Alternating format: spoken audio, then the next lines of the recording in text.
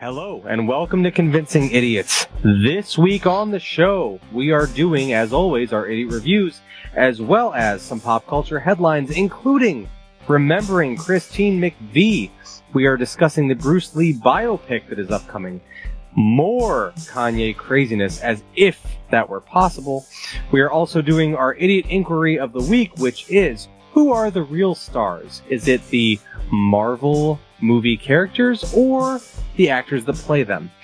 As well as our final segment, which is our Christmas Mount Rushmore of music artists. Who are some of your favorite Christmas music artists? Listen till the end and you will find some of ours. So, without further adu, let's start the show. All right. Test. Call it again? Convincing Idiots. Convincing Idiots. Called it ham gravy. I informed them that I sided with the Statman, not just anyone's opinion, the Statman Brian Fisher. These kids today. Jingle All the Way is in fact the best Christmas movie of all time. I need to get Grandma a present, and my herpes is flaring up. I got it. Mm-hmm. Yo. I'm the millennial We're Santa. three friends representing three different generations. That's our whole shtick. That's our thing. Mm-hmm. Nick got the whole poop. Mm-hmm. I'm standing in the sea Awesome. breeze, holding a turd, just mightily. I'm just going hitting hats. Anyway, on a lighter note, And welcome to the podcast. Welcome to the vodcast. Welcome to the broadcast. Boys and girls, welcome to the show. This is Convincing Idiots. My name's Dean, the Zennial. Well, hey there, little fella Zennial. How'd you find your way to this podcast? I'm writing your mom. I'm Manly Boys Gen X Brian. And I am also, not manly, but regular voice, Nick, the millennial. So if this is your first time joining us, Dean doesn't usually sound like that. Not always. His regular voice is just about as annoying as that, but a little bit deeper. But nonetheless, Dean is being a trooper. He's showing up for the podcast. But we are a group of three friends representing three different generations. We get together every week to discuss nerd and pop culture things. So if you've not already done so, we would welcome you to go follow us, like, subscribe, rate, review, all of the things that you can do on all of the social media accounts. Simply Google Convincing Idiots, Linktree, LINKTREE, and there you will be able to follow the path to your very own favorite social media accounts in which you can do all the things that I said, like subscribe, rate, review, leave us a comment, all that good stuff. We also have our email address on there as well. You can drop us a line if there's anything you'd like to hear us talk about, or perhaps any feedback you'd like to give us. We welcome that, whether it's good or bad. Don't waste your time on criticizing Dean's voice. He can't help it this week. But you can also find all of that information that I just mentioned on our website, convincingidiots.wordpress.com. There you can go and find all of those links. Also, places that you can hear our lovely, Brian and mine, lovely voices every week. You can also poke around on the website there, learn a little bit about us. You can find hardly even know her. ways that you can help out our show and all that good stuff.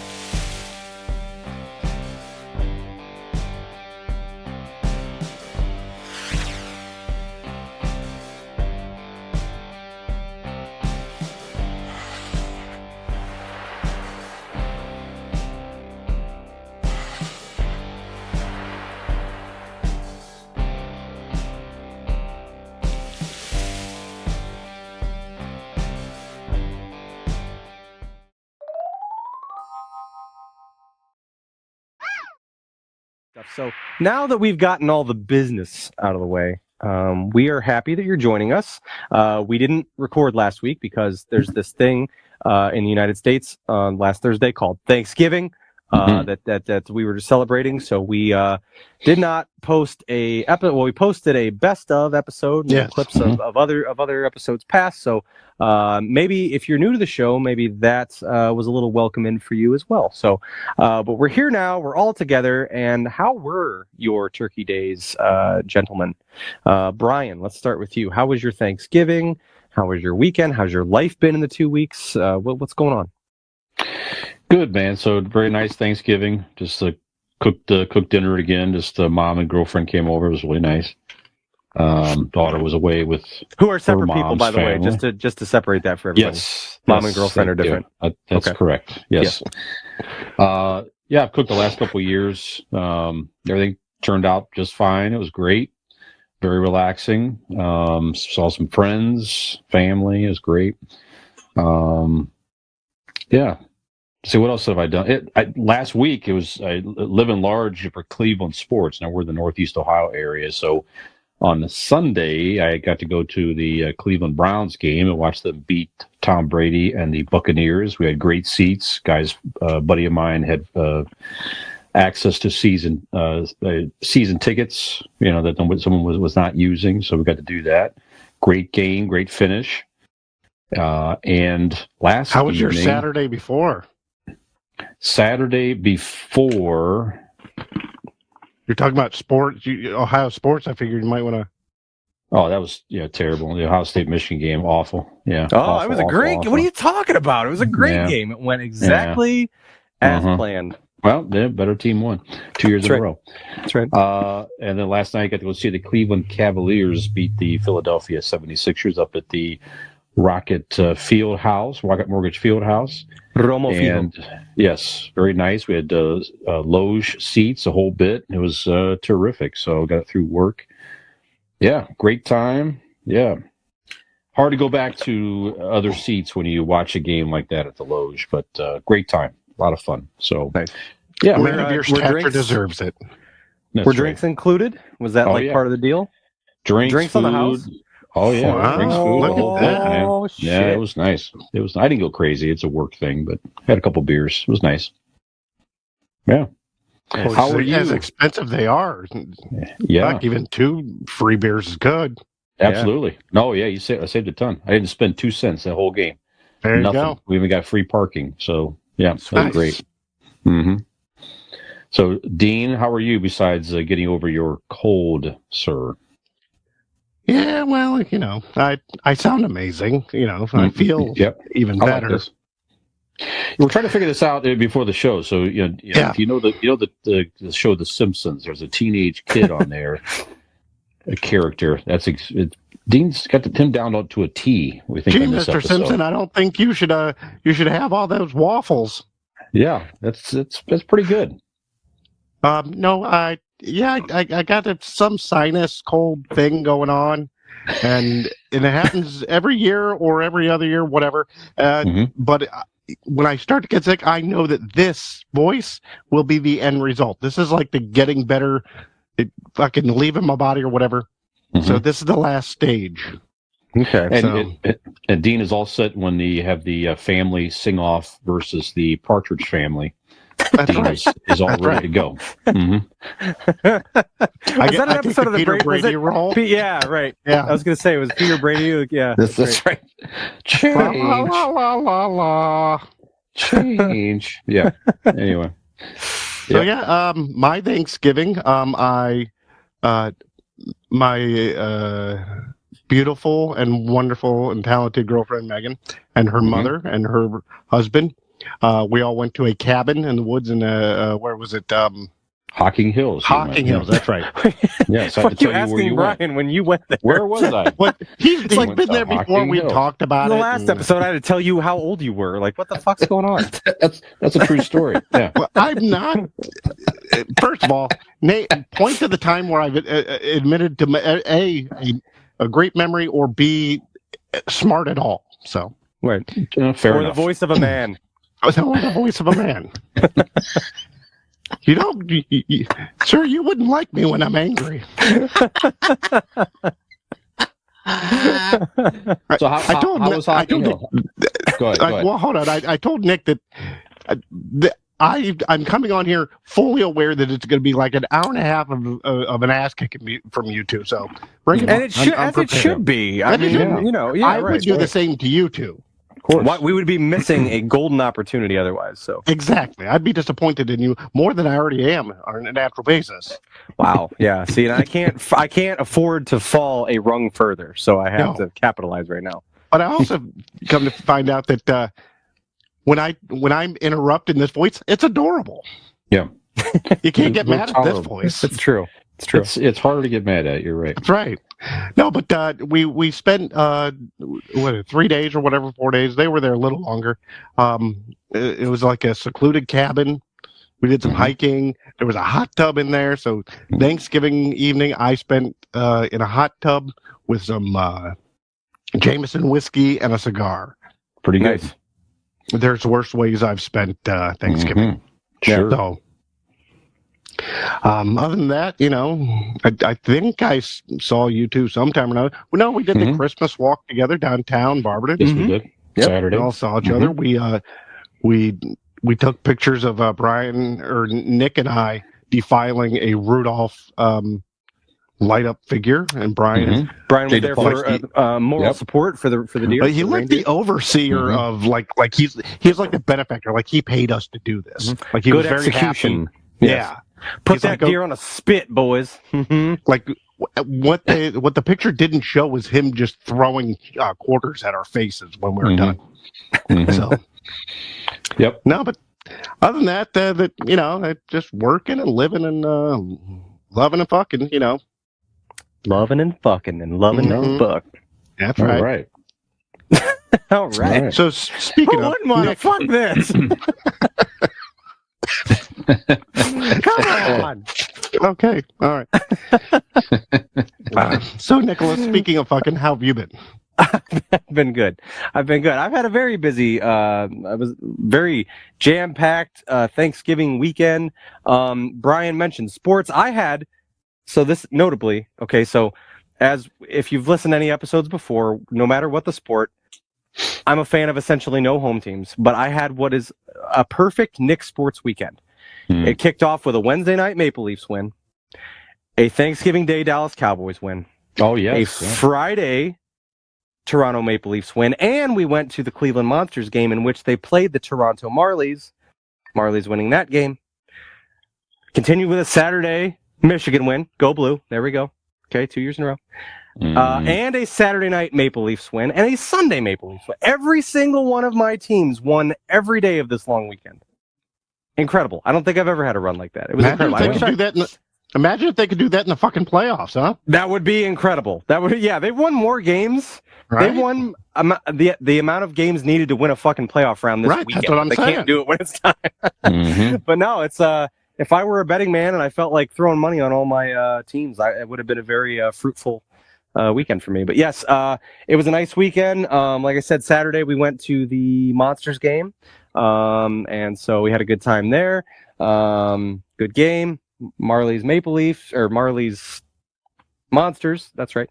And then Saturday we had my son Oliver, his birthday party at Pump It Up. So he turned 7 about a week and a half prior. So we had his birthday party. It was a nice time.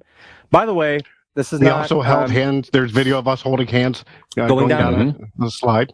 Yeah, giant inflatable slide. So go check that out. That's on our Instagram as well as probably I think all our social media accounts. I heard a lot of children that night. Yeah, you sure did. I've got videos of you bowling over children, like going like at the bottom of the slide. But luckily, no one was very seriously injured. Everyone who had previously been in ICU is now in just the regular emergency room, so we're very thankful for that. Yeah. But yeah, no, this is not a plug. Obviously, they are not a sponsor, but I would like to recommend if anyone is looking for a place to have a child's birthday party, Pump It Up. We've had it 2 times there now, and it makes it very enjoyable for the parents. They do everything. They actually take the leftover food and pack it up, and their gifts and stuff. They load everything into your car.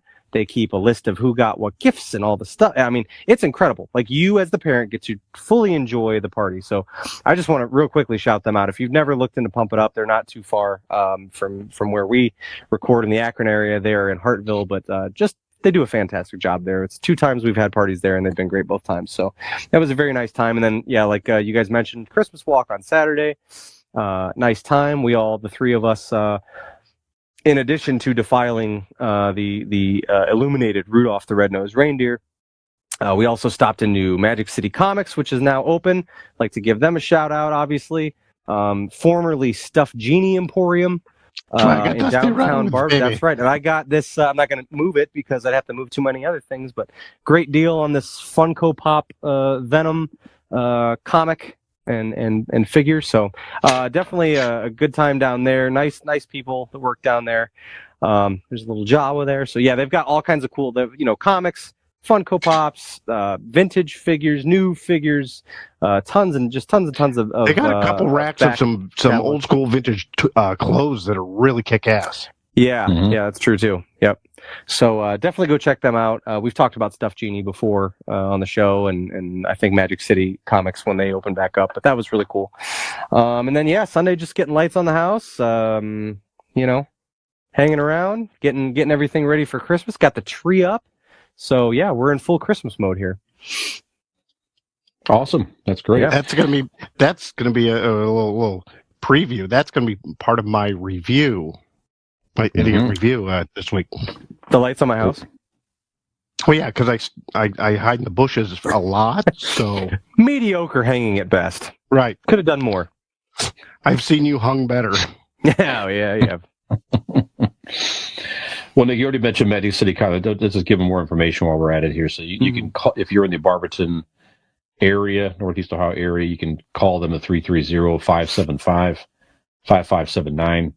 If you're looking for a particular comic or, like you say, a Funko Pop or vintage toy or something like that, you can email them, at stuffgenie,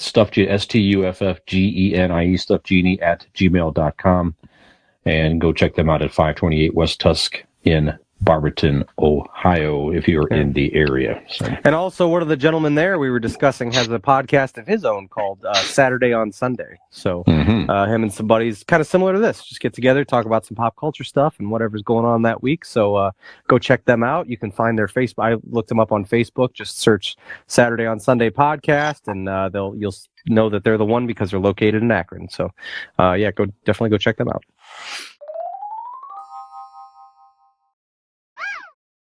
Very good. Excellent. Well, we've been gone for 2 weeks. Obviously, we saw some sports.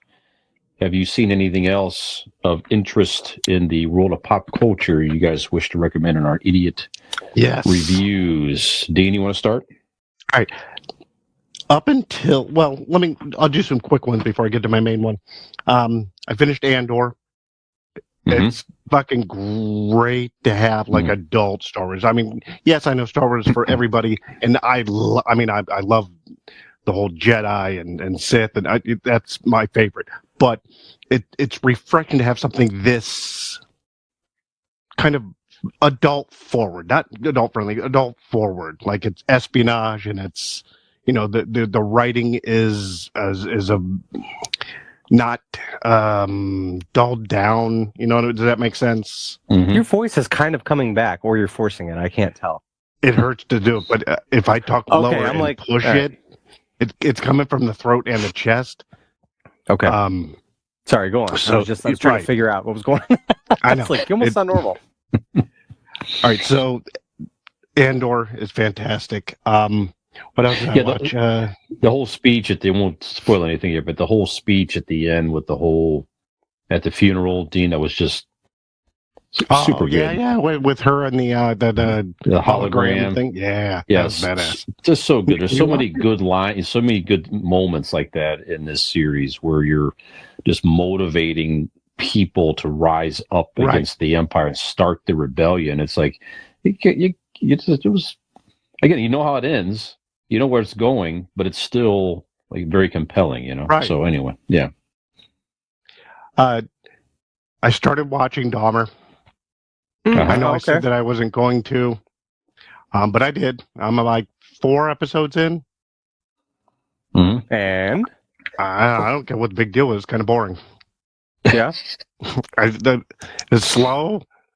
I mean, the acting's fine. I mean, the dude's okay. It was fucking boring. That's all. I don't know. I didn't get it. I don't Really? understand it. Are Yeah. you watching the Dahmer tapes, or are you watching Monster, like the Dahmer story? No, Monster. Okay. Okay. At least the tapes I think would be interesting because you know it's coming from his voice. That's like a documentary shit to me. Mm-hmm. I dig that shit. Yeah. But the one thing I do want to, because we are now kicking off the Christmas spirit and season, right? Mm-hmm. And not only do I give you this cheery voice, but I also get to admit that I have never sat and watched a Christmas Hallmark movie. Nick, I have to assume you have, given your wife. I have a lot of them, as a matter. A lot of them. Thank you. Almost daily at this point in the year. Yes. I have now started watching them. Megan's watching them, so I've watched a few. And I watched one last night. It was A Southern Family Christmas. And why does it make sense to bring it up on this podcast? Because fucking Bruce Campbell was the goddamn star of it. Oh, you know what? I saw that. I saw he was in some Hallmark movie. Yep, That's great. that was it. Oh, And wow. it is proof that good acting is good acting. You put shit all around him. The storyline could be garbage. Other actors could be bullshit. But if you put somebody like Bruce Campbell who has the chops. Who's Bruce Campbell? Evil Dead. Okay. He's been in a shit. He was the you know him from recently, the Spider-Man Multiverse of movies. Madness. He's in all the Sam Raimi Spider-Man movies, Nick. He's the announcer, the Spider-Man. Remember the original Tobey Maguire? He's The guy punching himself at the end of Multiverse of Madness. Yeah. That's Bruce Campbell. Okay. And he elevated this fucking movie, a Hallmark Christmas movie. He made it good. He's a good fucking actor. So, Very good. And again, I have now watched multiple ones. This is what we're watching now, and it's kind of fun. It's kind of like Mystery Science Theater. You need. I feel like jazz cabbage is an essential ingredient to watching these to get through them. I agree. You need the jazz cabbage. I agree with that. I giggled my fucking ass off at one the other night and it was a blast because now I want to do that. But for us, we both sit there like Mystery Science Theater 3000, where you just kind of sit there, poke fun, because all of the guys, if you're the male love interest in these shows, you're brunette and you have either a beard or a strong 5 o'clock shadow. Mm-hmm. Yeah.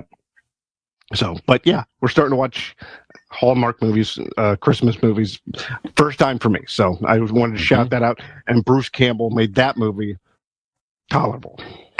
Yeah, so very good. That's my review. I'm sure there's a bunch of other stuff. But whatever. Well, Dean, we did. We'll mention this too. A week ago Sunday, not this past Sunday, we saw Wakanda Forever as well. That's right. So, did Nick had already seen it and reviewed it. So, what did you think of Wakanda Forever, Dean? It was trying to do a lot in the first half. It was trying to serve a lot of different masters. I thought this could easily get away from itself quickly, but they did end up kind of bringing it back in and reining it together, and it did work. With that said, I enjoyed it. I enjoyed it a lot. Was it better than the first one? No. Was it better than the Internals? Most things are. Sure, high and low bar. Right. Was it better than the first Black Panther? No, nothing is. Was it worse than Eternals? No, nothing is. But it was. No, I'm also not the biggest fan. I'm not the fan that you are of the first Black Panther. I thought it was a good movie. Yeah, I just didn't think it was the best superhero movie. Yeah. Speaking of, who was Superman Returns? What was the kid's name? Brandon Roth. I saw him in a fucking Hallmark Christmas movie. All right. Yeah. Was it Superman Returns? Right. Was he portraying like Superman? Santa? No, it just showed why he doesn't work anymore.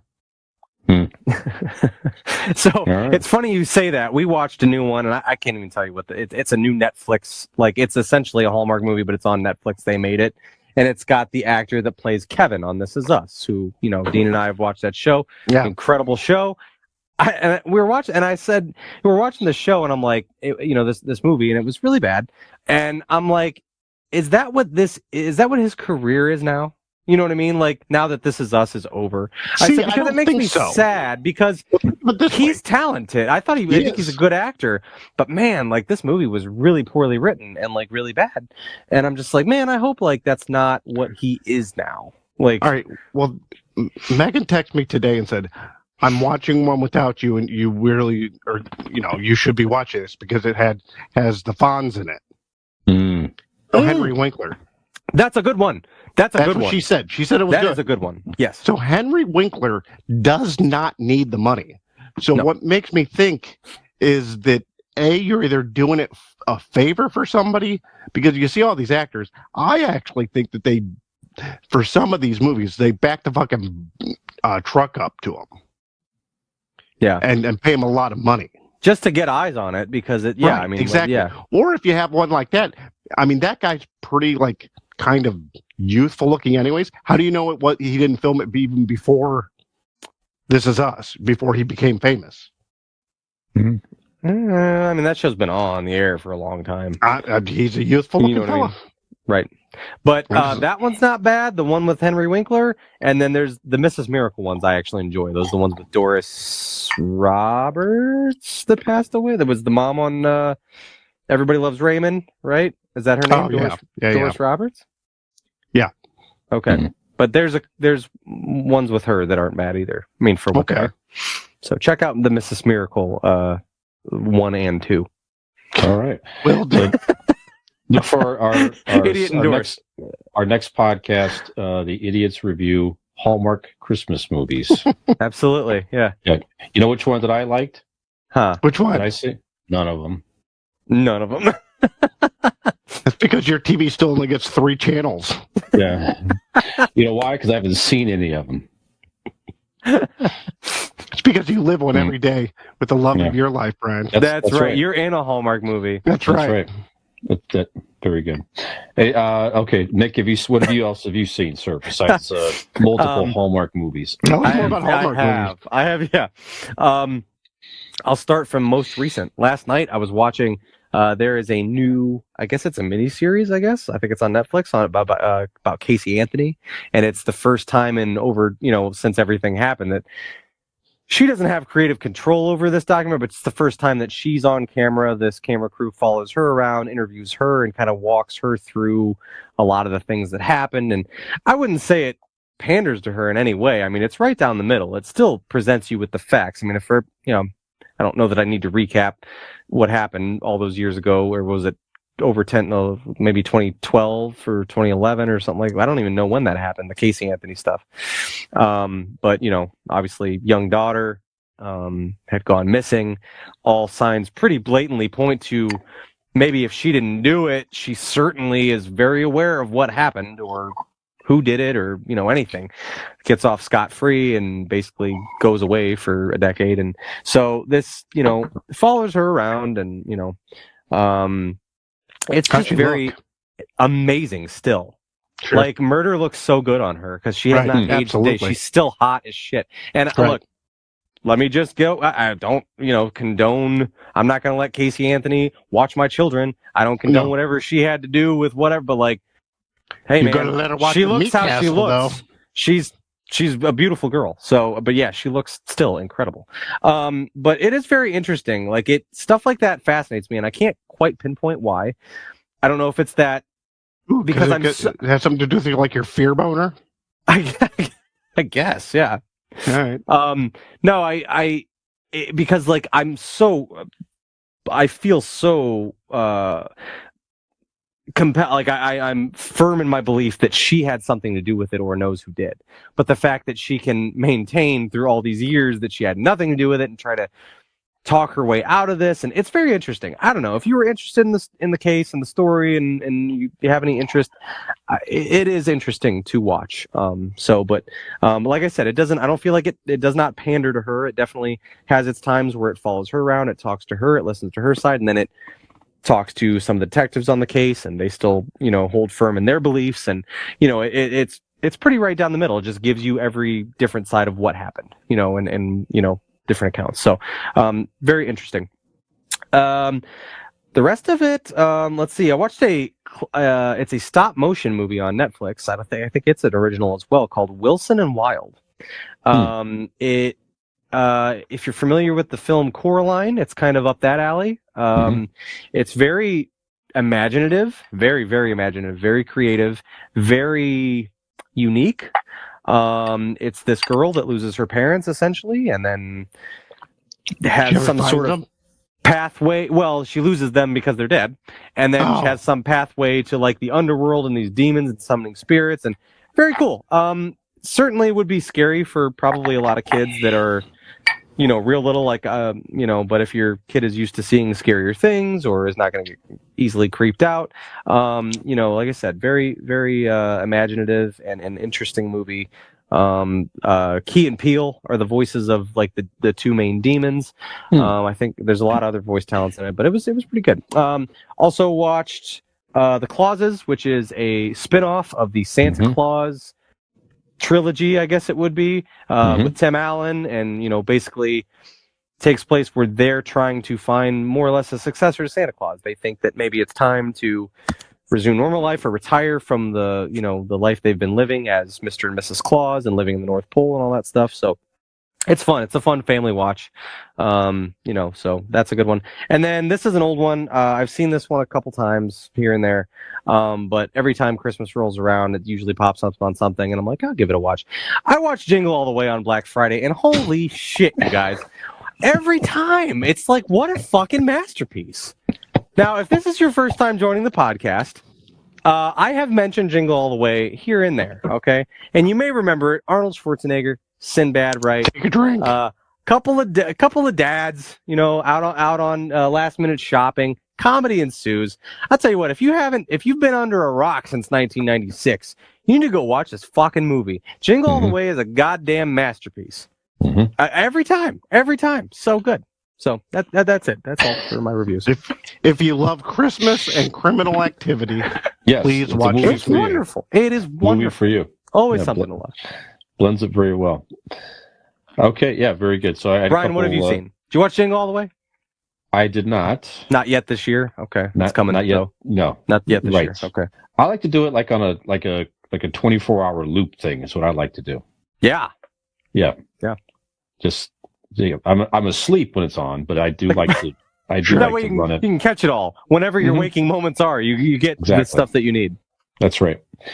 I also watched the Santa Clauses, Nick. I agree with you. It's fun. It's on Disney Plus. Like I say, nice family watch. I like Tim Allen in that role. Just like I say, just great. So yeah, definitely worth checking out.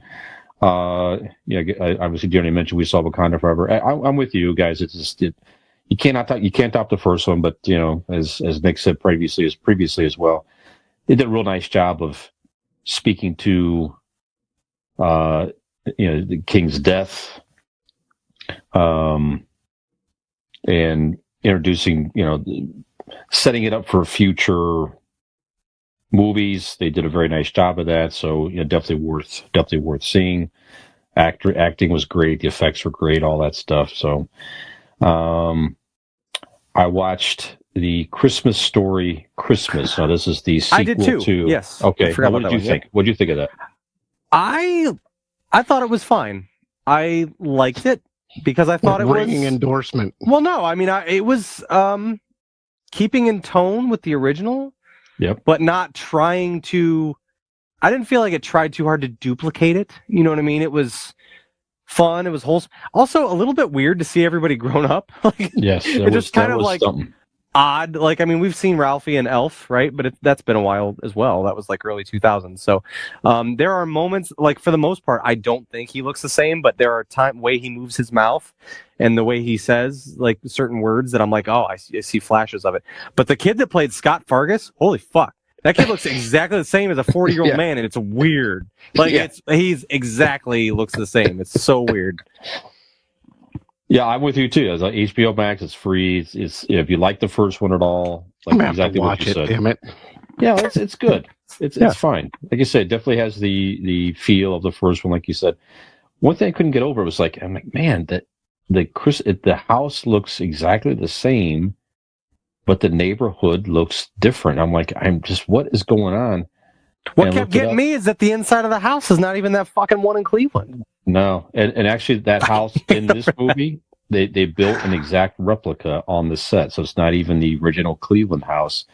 They built a replica over in Hungary where they filmed this thing, which is strange to me. I don't know. Cheaper. It must be cheaper. Yeah. So, but like you say, it's fun. It's a good holiday movie to check out. I watched the Confess Fletch movie. Now, this is the John Hamm. Oh yeah, how was that? It's good. Okay. It's not a reboot. It's a different Fletch story. Now, you might know the Fletch stories of Chevy Chase in the '80s. They had Fletch and then Fletch Lives. Both very good. And it's good. It's just, he's not trying to be Chevy Chase Fletch, but he's Fletch. He's a writer that gets accused of murder, basically, and he's trying to put the pieces together. And before he gets really convicted of the murder, so he's trying to help. It's funny. It's funny. Okay. John Hamm is great. John Hamm's great in anything. As he always is. Everything. Yeah. Mm-hmm. But a lot of fun. You can rent that on Prime for like $5, something like that. So hour 40 minutes. It's an easy watch. So if you like the Fletch movies at all, and or you like John Hamm in general, definitely worth a view. And I saw there's a documentary on Netflix that just dropped. Pepsi, Where's My Jet? I saw a little bit of that too. Yeah, good movie. So basically, Pepsi in the '90s had this whole Pepsi points thing to try to, like a Marlboro point. It was a points thing they had for a while. They're just trying to get people to, buy more product and get free junk, And they had a commercial where as a Harrier jet, and it said Pepsi. 7 million points, 7 million Pepsi points to get the Harrier jet. Some 20-year-old kid saw it and took it upon himself to try to get this jet. Because in his mind, it was an offer. There's no disclaimer on the commercial. Yeah, because he figured out how much cheaper it would be to get 7 million Pepsi points instead of what it would cost. And he was like, that's insane. Like that's like, yeah. That's exactly right. So he had a friend, an older friend who had money. So they partnered as a whole adventure around that. Has all everybody that was involved, they interview in this more recent documentary, lawyers and everybody involved. It's just interesting. It's like a 4-part thing. Every episode's about 45 minutes, so you can get through it in a day or so, a couple hours, whatever. But not a couple hours. It's like 4 hours. I'm trying to say, but a couple days you can get through it. But yeah, definitely worth a watch. Okay. Yeah, it was so exciting. Nick had to drop and go. He had to go. He was very interested. He had to go watch it just now. You're that good at recommendations. Set them off. No, I did forget, Brian, to tell you. Mm-hmm. Yes. That I asked the children, my kids, what they wanted for Christmas, and as you can see, they asked Dad to grow his hair back. Yes. So I'm in the process of doing that, and I said, that was the first. That was obviously the second choice. The first choice were like, what do you want for Christmas? Are you a pony? Do you want stockings or a pet rock? Like, no, God damn it, we want insurance. Mm-hmm. I was like, really? Like, what kind? They're like, Blake insurance. I'm like, well, horse shit. That I know how to get Blake insurance. Let me tell you. And I told him, Blake Insurance is an Erie insurance agency located right here in Barberton, Ohio. They provide auto, home, renters, and business insurance. That's right, business insurance. They were very happy about that. They provide an insurance with honesty, decency, and affordability. Erie Insurance, above all else in service. You want to call 234. I told him, write this down. 234-571-5359 or visit BlakeInsuranceLLC.com. And I said, even you kids can get a free 5-minute quote today. And when you call Aaron and he's going to pick up, or his lovely wife Tasha is going to pick up, tell him that a beautiful voiced angel sent you in your direction. An angel that just sounded like it got beaten with a rubber hose told me to call you. No, slightly inappropriate, but whatever. I bet that made the kids. Tony, punk, you don't want to make me mad. Mhm. That's right. Now we're going to come back with some pop culture headlines and our idiot inquiry of the week. Yeah. That's right. Come back after the break.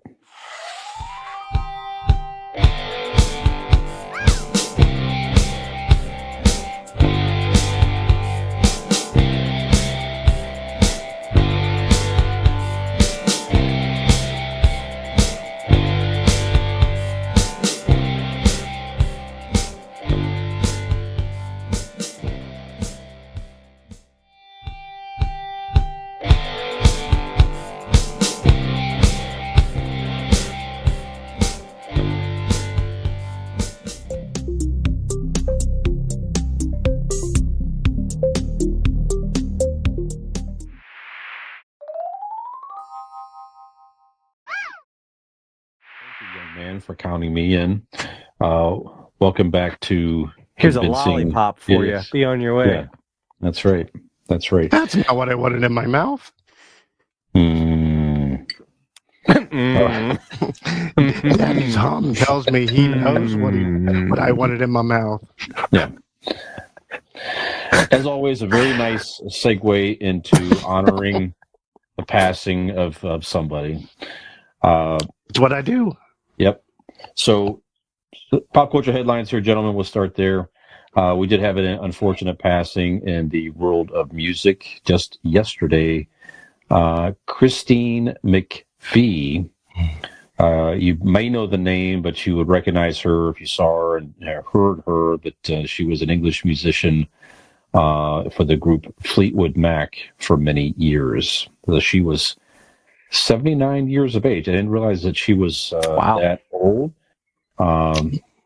He had a brief illness and just passed away. So,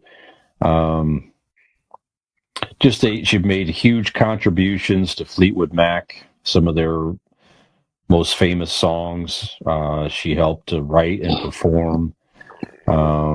Now, forgive me, I'm very familiar please. with Fleetwood Mac, but did she play a certain instrument? Was she like a singer or Piano? Or like she played the piano. Okay. Keyboard. Yes. So she wrote lyrics to "Everywhere," "Little Lies," "Don't Stop." "Don't Stop Believing," "You Make Loving Fun." Just a lot. So her That and should be Stevie my Nicks theme were just. music, I think. What's that? You make loving fun. I think that should be my theme music. Sure. Okay. Yeah. Sure. Like kind of like an aspiration for you, kind of like deal, like a like theme music for no, like no. a goal or like a. No. It's it's my current situation. I make love and fun for everyone. Oh, okay, yeah. Like when I make love, you guys have fun. I mean, see, look at that. And shit just went wild and crazy and all right. I just did a whole lot of things here. Go ahead, You guys. and all the rest of the Lollipop Guild. Yeah, absolutely. Make love and fun. We've seen some video. It does not look like fun. It does not look But like it's only fun. no, you're getting that mixed up with the other video when I was out of breath eating a sandwich. Both same reaction. Okay. But yeah, definitely similar reaction. Yeah. Very. Yeah. Both had my mouth full. It was. I can see where you're getting those two mixed up. Yeah. So, Ms. McVie, she in 2014 she received a lifetime achievement honor from the British Academy of Songwriters, Composers, and Authors. So, quite the musical career. So, wow. I love Fleetwood Mac. One of my favorite, definitely bands of the '70s for sure. Just a great sound, vibe, the whole thing. Very relaxing to listen to them. So just unfortunate. So, I don't. Obviously Fleetwood Mac was well before your time, Nick. But you must be at least familiar with them. Were you a fan? Or? Absolutely. I mean, I have a radio. I've heard that. I mean, they're true, always, yeah. you know what I mean? Like, I mean, they're legendary. And I feel like if you don't know much about Fleetwood Mac, you at least know who Stevie Nicks is, and you know, like, you know what I mean, like, you know, some of their songs, and so yeah, I mean, incredible band, legendary. I mean, their songs, you know, certainly on classic rock stations, but on many top 40 stations, and you know, pop, Sure. you know, the hits of yesterday and today. I mean, you're going to hear Fleetwood Mac all the time. So definitely a legendary band, and you know, obviously she had a lot to do with their success and their creativity. So yeah, rest in peace to her. Absolutely. Dean, were you a fan? Yeah, I like Fleetwood Mac, you know, as much as everybody else did. Like Nick said, there's not much more you can say about the band. They're iconic, great, great sound. I definitely very generational band. Yep. You know what they put into music and what people got out of their music. But the one thing that I could say is '79 and being part of Fleetwood Mac and everything you go through, we should all be so lucky. You know what I mean? I Sure. mean, Yeah. it's not a mournful thing. I mean, yes, for friends and family, what I get that, but like it's a celebration of life at this point, right? Yeah. Oh yeah. So you know, God bless her. You know, Godspeed. Yeah, absolutely. Yeah. Yes, Stevie Nicks posted on her social media a very beautiful handwritten note to her friend. They're very good friends. So it's a nice thing. You can see it out there on social media. So very touching. Yeah. Okay. I'm a fan of Bruce Lee. I just some of his movies and. Can I do a quick obituary real quick? I want to shout it out real quick yes. before I'm we, so sorry. Yes, while we were on the topic. I know, I mean, you guys are not as familiar with, I mean, you know, Power Was it my Rangers. manly voice? Right. You know of Power Rangers and from my fandom of it and things like that. But it was a little much after Brian's time and after Dean's time as well. But Jason David Frank is the gentleman that portrayed Tommy Oliver on the Power Rangers. He was... I don't think anybody was more popular in Power Rangers in all its years of existence than him. He was the original Green Ranger, then the White Ranger, and he was on the cast, I mean, for longer than basically anybody else. Then he would come back in reoccurring roles and be new forms of Rangers as his previous character, Tommy Oliver. But he passed away about 2 weeks ago, almost 2 weeks ago. So very sad news. You know, just it was weird because I'm like, you know, obviously, like, this is, you know, somebody who was a celebrity of that genre. I mean, really, that's the only thing he's really, I think, known for. And, you know, he does the Comic-Con circuits and things like that. But, you know, I felt a weird feeling when I heard the news that he'd passed away. And it just made me really sad. I looked at Lane, looked at my oldest son, because, I mean, you know, both my kids are familiar with Power Rangers. I'm like, I feel really sad, because that's a big part of my childhood. You know what I mean? He was a big part, a big deal to me as a kid and a lot of other kids. So That's how I felt when Harry Anderson died. Yeah. Is that right? Yeah. That's not even a joke. Like I really, it was one of those celebrity ones, but you know, because how I looked at him as a kid. Right. He was my Bugs Bunny. You know what I mean? He was you know. Yep. Yeah, and I mean, it's not somebody that, you know, is in your mind's eye every day, other than, you know, I follow him on social media and Instagram and stuff like that, so I see what he's doing, and, you know, but I'm like, you know, that's somebody that's not in the forefront of your mind, that's not active, and you're not seeing in you know, current content and things like that. But I'm like, man, I just think back to, like, you know, me as a little kid, and how many years as Halloween I dressed up as him, as different variations of this Ranger or that Ranger, whichever he was at the time.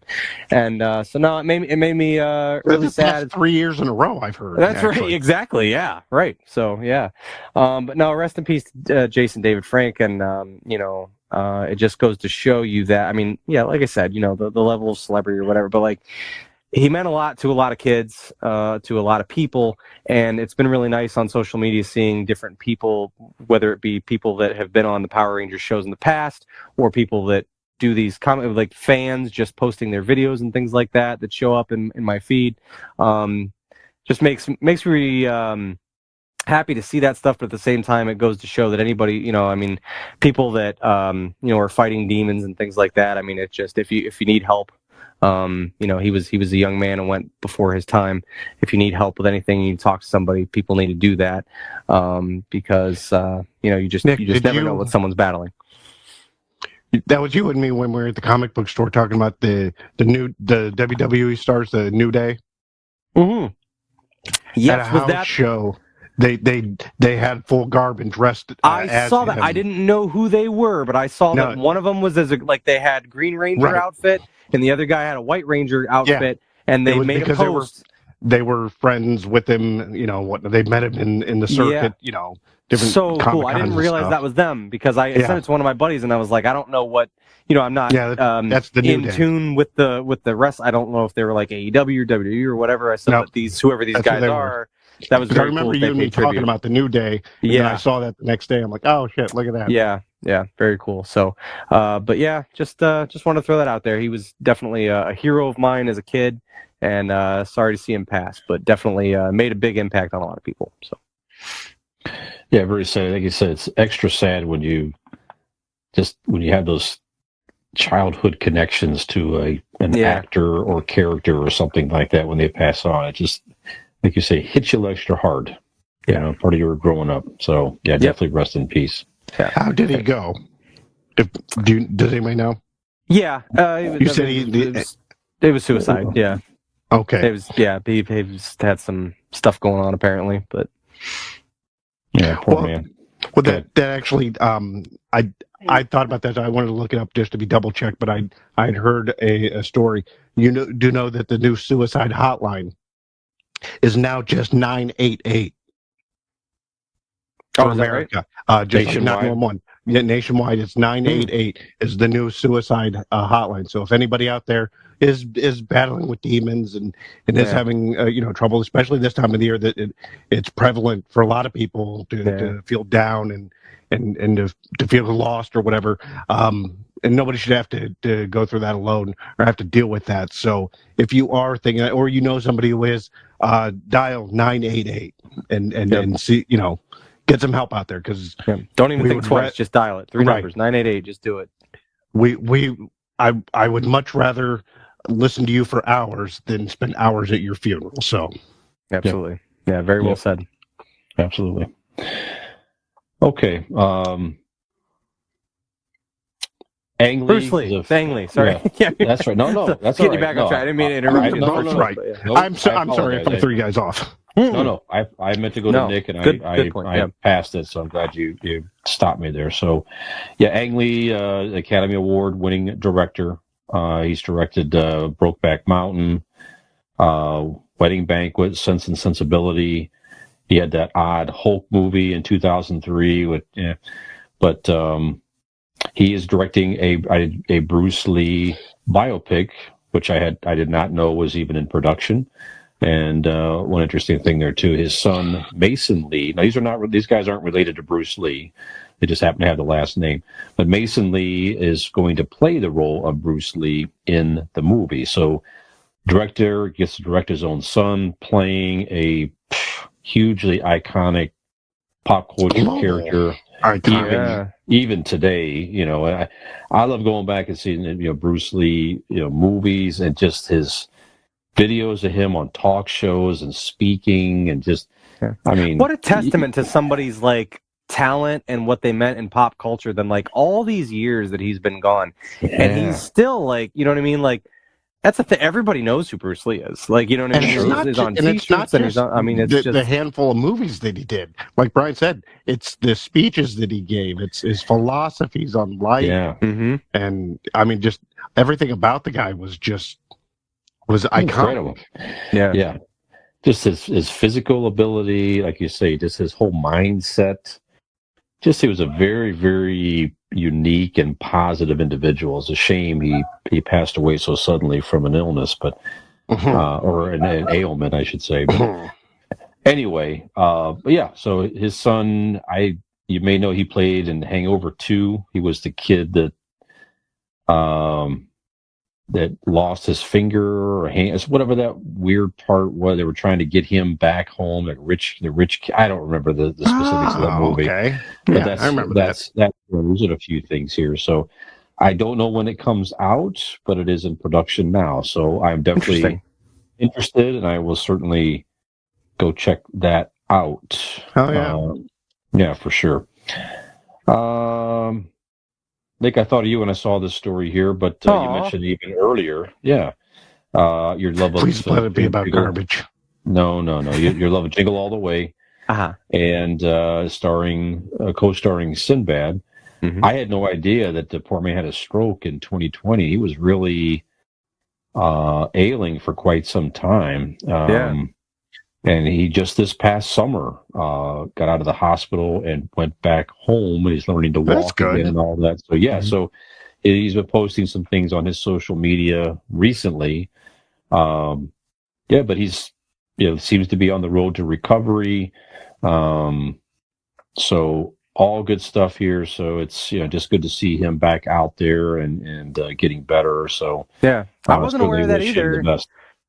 I saw that it's a local clothing company, Homage, that makes good quality sports memorabilia and pop culture stuff, and super. I bet those are the kind of short. That's probably the kind of sweatpants you're wearing. If I were to just take a random guess.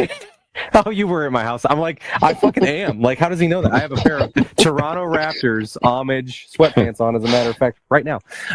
Yes, but no, they had a. You can't beat the fucking face that he made when he couldn't comprehend what the fuck just happened. Yes, I am.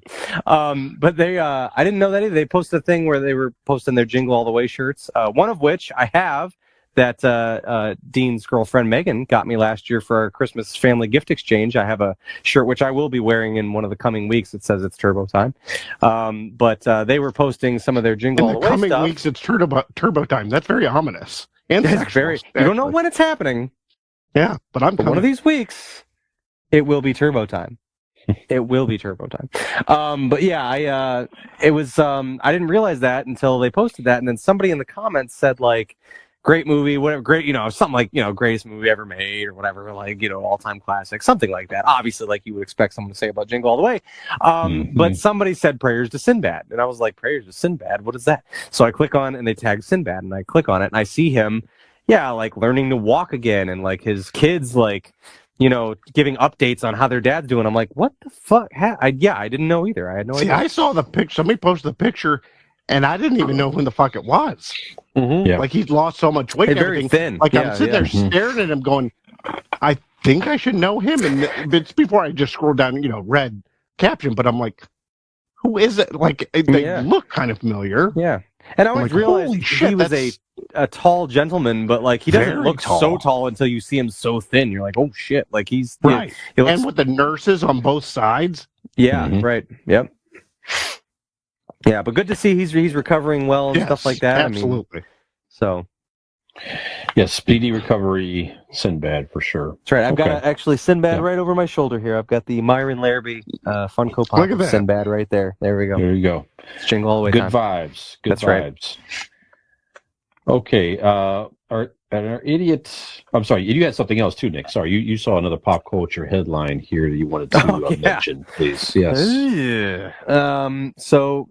All the positive vibes are out. Hopefully they're out of the way because they're. What direction are we allowed to go into? Because I know what we talked about off camera. So this is not a positive vibe situation. All right, you take the lead. I sent you guys a video today.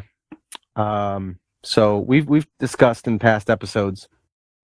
Kanye West has recently. Not the same story I thought we were going with. Okay. Was I supposed to talk about something else, or is that what you think, Brian? No, the Casey Anthony.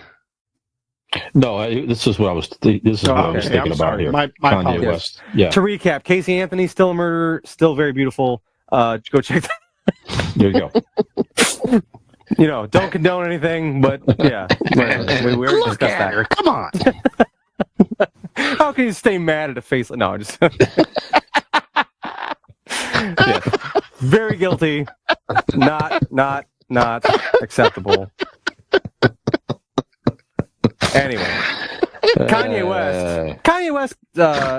Today, a video came out, and we we've talked about him on past episodes. Obviously, some anti-Semitic remarks. So we've discussed that today. Not content with simply being canceled, Kanye West has decided to make the leap to super ultra mega cancel and say that basically Adolf Hitler did good things, and what we're supposed to just ignore that because he did some bad stuff. He was on InfoWars, which if you guys are familiar, Alex Jones, the conspiracy theorist, has his show InfoWars. Kanye went on InfoWars. Who has also been sued successfully by parents of Sandy Hook. Yeah. Yep. For him spouting off shit that it wasn't real and all that horse shit. So Ye went on InfoWars, and if you didn't think there was a rung of the ladder lower than Tucker Carlson, guess what there is? It's Alex Jones. So now he went on his show, and basically, here's the thing. I sent you guys this video. It's out there. I found it actually on Talib Kweli's Instagram.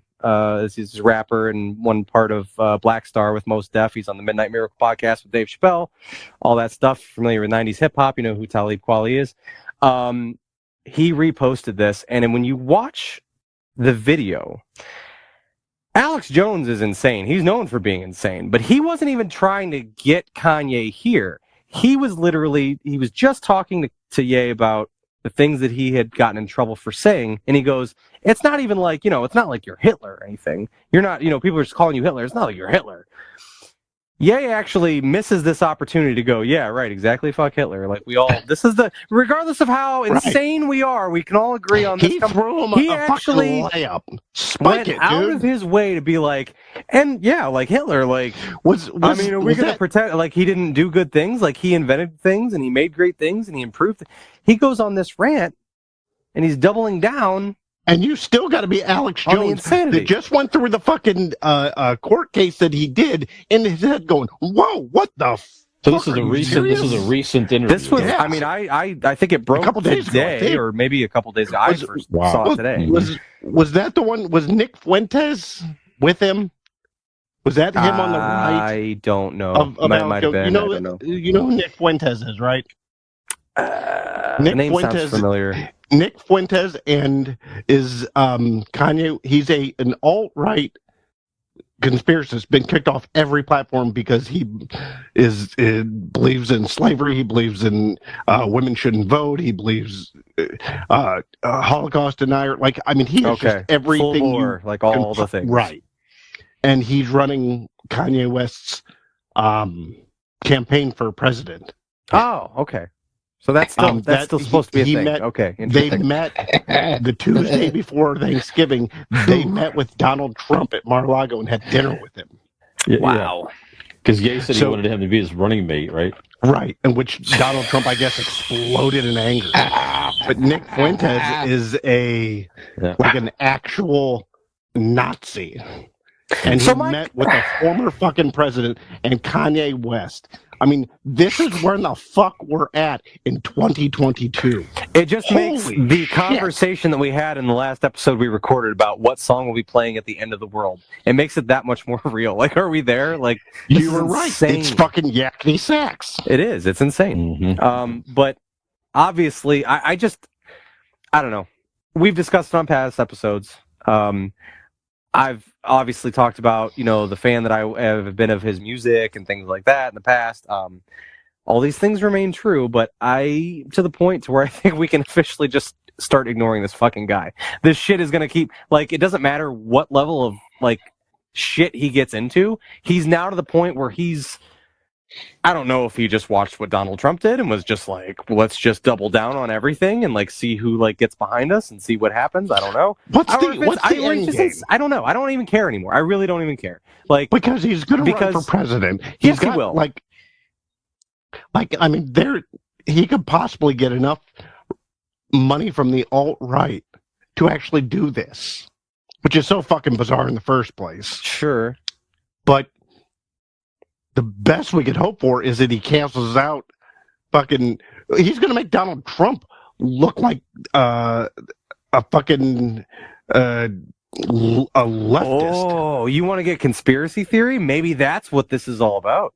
Maybe that's what he's trying. Maybe he's trying to make his money back that he lost on all his shit when everybody dropped him. Maybe he's getting paid off to like Make, take like you down said, Donald Trump. make him look better so that he can get back in there. No, but what I mean, I don't know. That's insane. I don't mean, know. it's all insane. We're not it's a stupid. political show, so I won't get into my views and conspiracy theories on that. But at the end of the day, it is fucking insane. I think the moral of the story is he has fully earned his badge of being canceled. I don't know that there's a comeback from this. And honestly, as a massive fan of his for like 15 plus years, I'm not interested. Yeah. I'm not interested in a comeback. I don't care. I don't care what happens. Like if he puts an album out tomorrow, would you buy it? I'm not. I pay for Apple Music, so I'm not buying any music. Like that anymore. Would you listen to it? I listen to it. Okay, just to hear. Oh, just to hear. That's actually why people curious. listen to things. Sure, I'd be curious, but I'm not. I'm not buying merchandise. I'm not going to shows. I don't care what happens to what he comes out and says.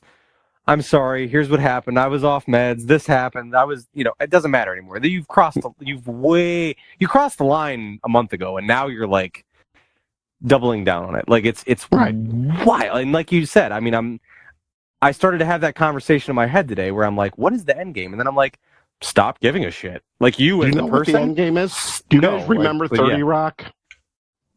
Mm-hmm. And what the Tracy Morgan character originally got in trouble for, running down the street in his underwear with a fake lightsaber, screaming "I'm a Jedi." No, that's right. I think that's actually the end game for him. Is that right? Yeah. Yeah. There is no end game. There is no thought process there's no thinking through, and he must not have people around him that either is trying or is able to reel him in. When you're you just have yes men around you. I kind of wonder if it's like, and this is the last thought I'm gonna give because I don't want to spend too much time on him because it's not fucking worth it anymore. But like, when like you get mad you're like, you raise your voice or you discipline a kid or something like that, or they're in trouble for something, and then they get mad at you because they're mad that they're mad at. Right. I think it's just a spiral. Like I don't know if that's part of it, or if he's just like, tail. You know what? Everybody's trying to tell me that I should do this, and I'm just gonna get more mad, and I'm just gonna double down. I'm gonna show them. I'll show you crazy. Yes, exactly. Like I don't know if that's part of it or not. But yeah, I'm done. I don't know how much more like written off he can be, but like there is a potential of being dangerous. Depending on what direction they end up going. Sure. Yeah, absolutely. Oh, yeah. There's definitely an audience out there that believes like, oh yeah, finally we got a guy that's saying something. And oddly enough, the audience that he would be attracting now is nowhere near, like they didn't like him or pay attention to him when he like for what he's done in like a musical sense or a pop culture sense or whatever. Like they're here for like all the fucking bullshit. Like no, but picture all the people like I don't think you understand like what sort of like small niche people that we are or a lot of us are that like pay attention. There is a big group that doesn't at all pay attention to the news. That would just see my tick and go, oh yeah, Kanye. Check. Right. Mm-hmm. Yeah. Because they don't know what he's done instead of the past, X amount of years outside of the records. Right. And that's scary. Yeah, sure. Yep. All right. Did that work? What's that? We still heard it, but it's not. It wasn't loud. Oh, yeah. It's loud as okay, good. Okay. Good. Okay. Quentin Tarantino. So now we'll get into our idiot inquiry. I'm trying to say here, gentlemen. So Quentin Tarantino made some social media news recently. He was on some podcast talking about Marvel movies in Hollywood. So his quote here: "They are the entire representation of this era of movies right now, and there's not really much room for anything else. Part of Marvelization of Hollywood is you have all these actors who become famous playing these characters, but they're not movie stars. Captain America is the star. Thor is the star. It's these franchise characters that become the star." So that is our idiot inquiry of the week here, guys. So do you believe that Quentin Tarantino is correct in, you're playing a famous comic book character that's already built up with, if you have certainly there's super fans of these characters, even casual fans recognize who these characters are, right? Mm-hmm. People play these characters, they become famous. So is it that, is it just what he said? Is it the fact that they're not, it's the character itself is already famous. So someone plays the character and it makes them famous. It makes them a movie star, but they're not really a movie star. Or is it, no, that's not the case here. Yeah, you have a famous character, but you still need good acting to bring that character to life. You can say that with any anything in the movies. It's a many movies are fictional characters, and obviously some are playing actual people, but they're playing their version of them. So it's still the actor bringing that character to life. So what do you think? So is Quentin Tarantino correct or no, or is it somewhere maybe in between? Go ahead, please. Actually, we brought up Ang Lee before. Yep. Right.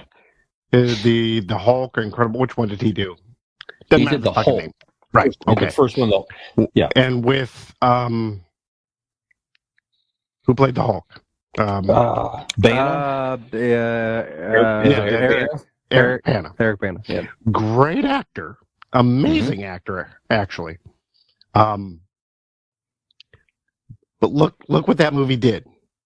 If people were infatuated with the Hulk, that franchise with him would be going. Mm-hmm. Right. Mark Ruffalo could easily do his own movie. Are we on agreement in that? Yes. Him as the Hulk? Yeah, I would agree with that. I don't want to see a Hulk movie if it's not Mark Ruffalo. I don't want to see Hulk content without Mark Ruffalo.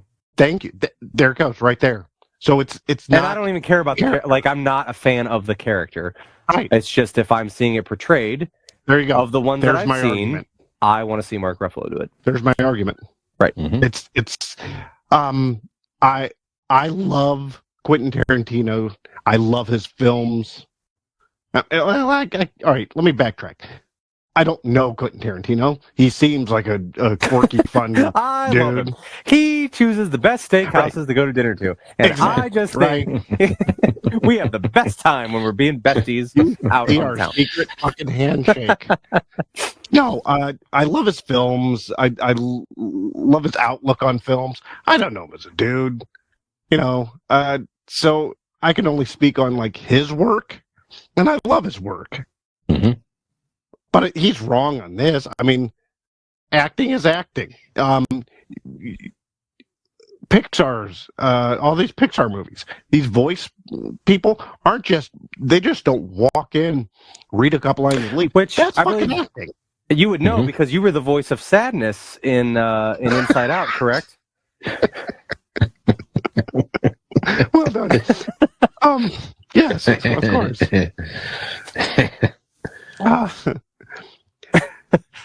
All right, so you think he's wrong? It's the actor? Of course he is. There's been other examples of.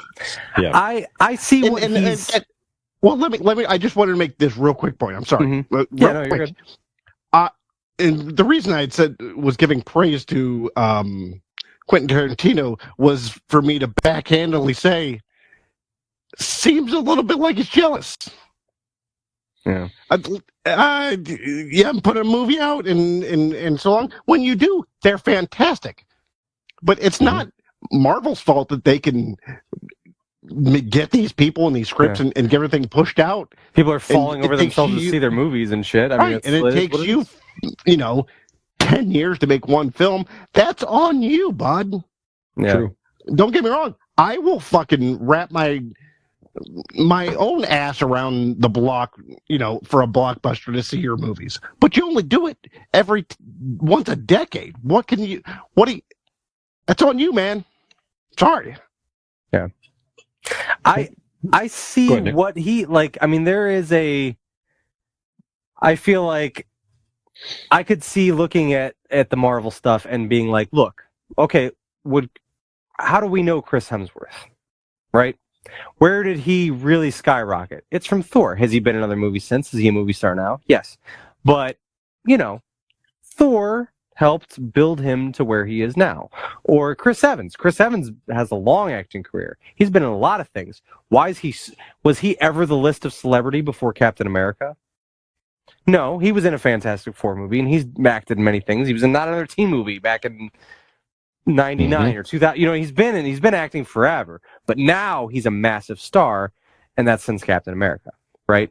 Like there are situations like that with or Robert Downey Jr., right? He had a big career, some shit went down, and then it kind of revamped everything. That motherfucker was Charlie Chaplin. It revitalized, or it did a lot to promote people's careers since. But like Dean said, that's not just the character, because I can tell you I remember when they were coming out with an Iron Man movie. As a casual comic book fan, I remember being like, what an obscure character to make a movie about. Mm-hmm. No, it's hand in hand. You need the writing and you need the acting. And they got a good actor. The characters, they wouldn't have had 48 different fucking Fantastic Four movies. Well, yeah, and if it was just the characters, guess what? We'd still just have Superman and Batman and Spider-Man movies, because those are the only three that anybody ever gave a shit about in the first place. Right. It's writing and it's acting, and the two come together. So when you get that, storm Synergy together, which Marvel has done so well. So Storm's part of the X-Men. Well, yes. Okay, great point. Catwoman, very famous character. How was that fucking Catwoman movie with Halle Berry? Dog shit. Nobody liked it. It sucked. You know why? Because the writing sucked, not because the movie star. You know what I mean? She's a great actress. I mean, she's one of the greatest actresses we have. Absolutely. So I can see where that... And it's one of the greatest characters we have. It just didn't fucking work. Right. Yeah. I could see where that thought process would come from, where somebody would be like, well, but it's like you said, it's wrong. It's wrong. You can't just have anybody step on to a movie set. You have to have good writing. You can't have a great actor or actress just carry a movie. You have to have good writing. And it all has to come together. So Marvel has done an incredible job. Look at DC. We've talked about DC. If his argument were true, and the characters were popular and not the actors, wouldn't we have more successful DC comic movies? Because arguably, as just standalone characters before movie making came along, and all the movies that Marvel had put out and lifted up their characters, wouldn't the Superman and Batman movies, do better than they had previously? I mean, it doesn't make any sense. Well, I didn't want to spoil anything, and I think we can talk about this now because we've already signed, gentlemen. But we're going to prove this theory because the three of us has been cast in a movie called Greek Gods. Oh, interesting. Yeah. Well, yeah. You weren't part of that meeting? Sorry. Well, I signed you up anyway. But okay. Sorry. Fair enough. I just saw your body one day, when I was in your bushes, looking in your window, and I'm like, he needs to be part of this movie. Before I put on my Amish sweatpants, yes. That's right. You say homage or Amish? Homage. Oh, homage. That makes a lot more sense. Neither of what you said. Homage or Amish? Neither. Yeah, Nick, you weren't wearing a bonnet, though. What's that? I was going to say, Dean's been cast, Nick, in the role in that movie is Pubertus. Pubertus. The Greek god. Just entering eternal puberty. Watch out, or I'll strike your ass with a lightning bolt. That's right. So, but Brian, what do you think? You're a big Tarantino fan as well, and obviously a big Marvel fan. So, where do you land on that? Yeah, I agree with your points. And again, even with Tarantino films, I mean, his movies he's created interesting. It's the same type of thing in many respects. He's created interesting characters, and he's brought in some good actors to play those roles who had the exposure because it's a Tarantino movie, so a lot of eyes are on it because of the buzz to go see the movie. And those actors elevated those characters into incredible heights. Now, it's not the same as a superhero, but if those actors... And he's even picked, not out of work, but, actors that weren't, were, something back in the day, Yeah, you think about like John Travolta. He resurged John Travolta's career. You think about Pulp Fiction. It just, you got John Travolta making a comeback, who was a huge star in the 70s, megastar, to play a completely different role for him. Like you say, revitalize his career. Samuel Jackson was fairly kind of known, sort of. Yeah, he was doing a solid work. He wasn't like a superstar, but he was doing solid work. And his role, his acting in that just shot him to another stratosphere. To the point to where he could get Marvel movies. Exactly. Well, exactly. You think from there, he got into the Star Wars franchise and the Marvel franchise and other huge movies around that because his acting was so good. His acting was so damn good in that movie. But Uma Thurman was introduced in this. It was just a whole. Who went on to be in Batman and Robin, and more, and all those guys, and Bruce Willis, it kind of helped. He was sort of fledgling a little bit there, and definitely brought him back some. So if the acting would not have been as good in that movie, it wouldn't have been as good a movie. So everything you said, I agree with. Like you say, when I felt the exact same way about Iron Man. I'm like, I know the character; it's an interesting character, and 3 minutes into that movie with Robert Downey Jr. playing Tony Stark, not even Iron Man, the role of Tony Stark, and the whole smart-ass role and everything else, I'm like, I was captivated immediately with that movie. And it wouldn't have worked with anybody else, or at least to that level. You're right. And any of those actors now, again, you have so many fans who are enthralled with those characters. If you do a poor job portraying them, they're going to decimate you in social media and everything else, and it's going to definitely impact the popularity and the money making capabilities of that franchise. But the fact that these actors, I've had people living in their mom's basement mad at me. I'm like, sure, dude, I know you're my brother, but relax. That's right. No, but you think of all those actors that's played those main Marvel characters, every single one of them, is for the most part has done a very solid job. That really helped catapult that Marvel franchise, and it's created opportunities for other actors playing lesser known characters to make make their own fame and fortune, I guess. So you could have, Captain Marvel or Thor interact, but the process of you have to have a script, you have to have the writing on paper. That's right. And that person, it's still an acting job. Right. Well, this is I don't get the argument. Kind of a shitty example, but before when we were doing our idiot reviews and we were talking about the Hallmark movies, I was talking about the guy that plays Kevin on This Is Us. I'm like, I think he's a good actor, but is this what his career is now? And it's like, no, he's just in a badly written movie. He probably could, but it's Bruce Campbell took the one I watched.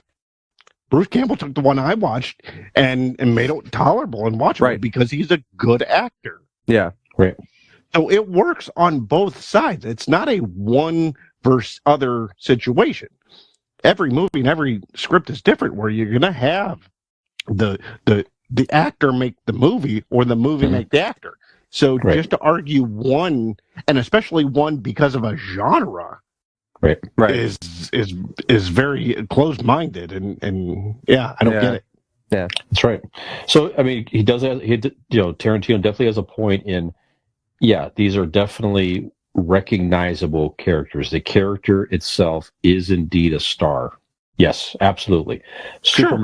Superman is one of the most famous superheroes, if not arguably the most famous superhero that there is, period. If you see the S, people of all ages, probably who Superman is when you see a picture of it. Little kids probably do. You go to Russia and you show the S, they're like, oh, that's the tattoo that Dean from Convincing Idiots has on his arm. Yeah, exactly. They'd be like, oh, this is guy that lost to Martian Manhunter in the superhero bracket. That's what they would say. Don't we need to fucking go to break or something? No, I'm just saying, but there's been probably more bad Superman movies than good. There's been definitely a few good ones, but there's been a lot of bad ones as well because, like you said, the writing, good actors in the role. Yep. It just the writing, everything around it was not good, and I don't know. So I think we all agree here that Tarantino is wrong. Get on this. fucked, Quentin. That's right. That's what we agree. Right. Yep. Unless you need some sort of like threesome for, in a background in your podcast and your movie, then I wouldn't say get fucked. I would say, give us a call or something. Yeah. Yep. There you go.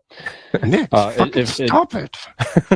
Yeah, for a small donation, we'll have Dean record a nice voiceover that you can play in the privacy. That's right. You can play in the privacy of your own home during some of those romantic holiday moments, if you would like. I actually do a lot of sex. When my voice is like this, the once a year, my card gets filled up because I'm recording a lot of like sex audio books, and Mm-hmm. How would you like to have your chestnuts roasting by an open fire? No, just but picture it. Close your eyes, gentlemen, and picture it. You're enjoying yourself. You have the tissue and the lotion, and you're going at it, and you hear me go, "Have you come yet? Come? Mm-hmm. Have you made cumsies? Will you make cumsies for me?" Yeah, so just you contact us through our social media, and then we'll point you in the right direction as far as. If we ever have a T-shirt, for phrases, "Have you made cumsies yet?" Could be it. Yeah, we're taking that hashtag. Yeah. Yeah. Mm-hmm. Have you made cumsies yet? Mm-hmm. Sorry. Yep. All right, so we're gonna take a break here, and Brian's gonna edit some stuff out. You don't touch that shit. That's gold. Yeah. You keep your cum-riddled hands off this. All right, so speaking of the holiday season here, you'll be on Dean's warm and voiceovers, get you in the romantic mood. Our main segment this evening are Idiot Mount Rushmores of Christmas singers. So Christmas music is definitely a part of the holiday season. Right. It's right below. So Dean's voiceover is here. Christmas crooners and singers. It's just a slide above. Slide above. Yeah. Just really, Merry Christmas. I hope your grandma don't die. Yeah. There you go. Really enhances the holiday spirit. So we're going to talk about some of our personal favorite Christmas music singers, artists, groups, whatever. So we'll bring that to you after Dean makes cumsies, and we'll come back after the break.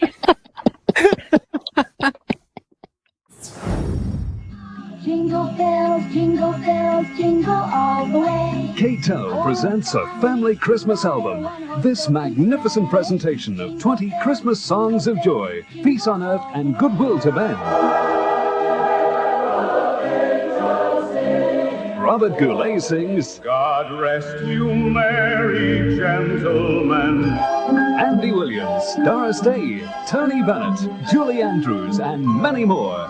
20 Christmas songs of joy. We wish you a Merry Christmas. We wish you a Merry Christmas. K-Tel's family Christmas album unfolds this beautiful Christmas scene. Record or cassette, just $7.99. Have a Merry Christmas from K-Tel. Available from Grace Brothers, Woolworths, Myer, DJs, Parlings, Light and Sound, Waltons, Eagles, and Homecrafts.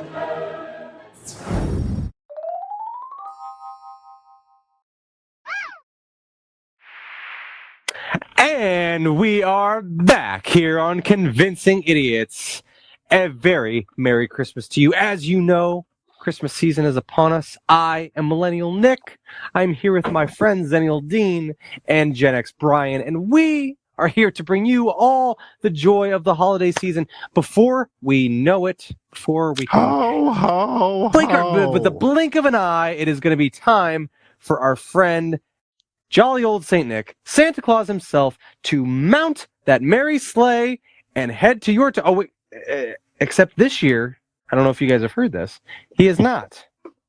packing his sleigh full of gifts. Rather, Oh no, Nick! How the hell is he going to get everywhere? He is throwing that sack of gifts over his back, and he is hopping aboard his electric bike, because turns out that old sleigh was quite the gas guzzler. So why not go green this year, Santa, and get your very own electric bike from our friends right here in Carrollton, Ohio at RPM Bike Shop.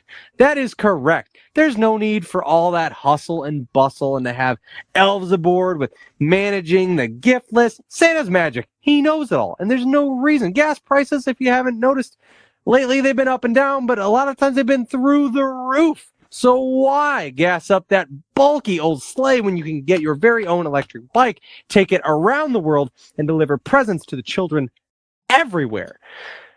That's what Santa thought. So he contacted our friends at RPM Bike Shop. He called 330-808-7792. They are located, like I said, in Carrollton, Ohio, not too far from here. Before he gave them a call, he made sure he did his research, just as you should do.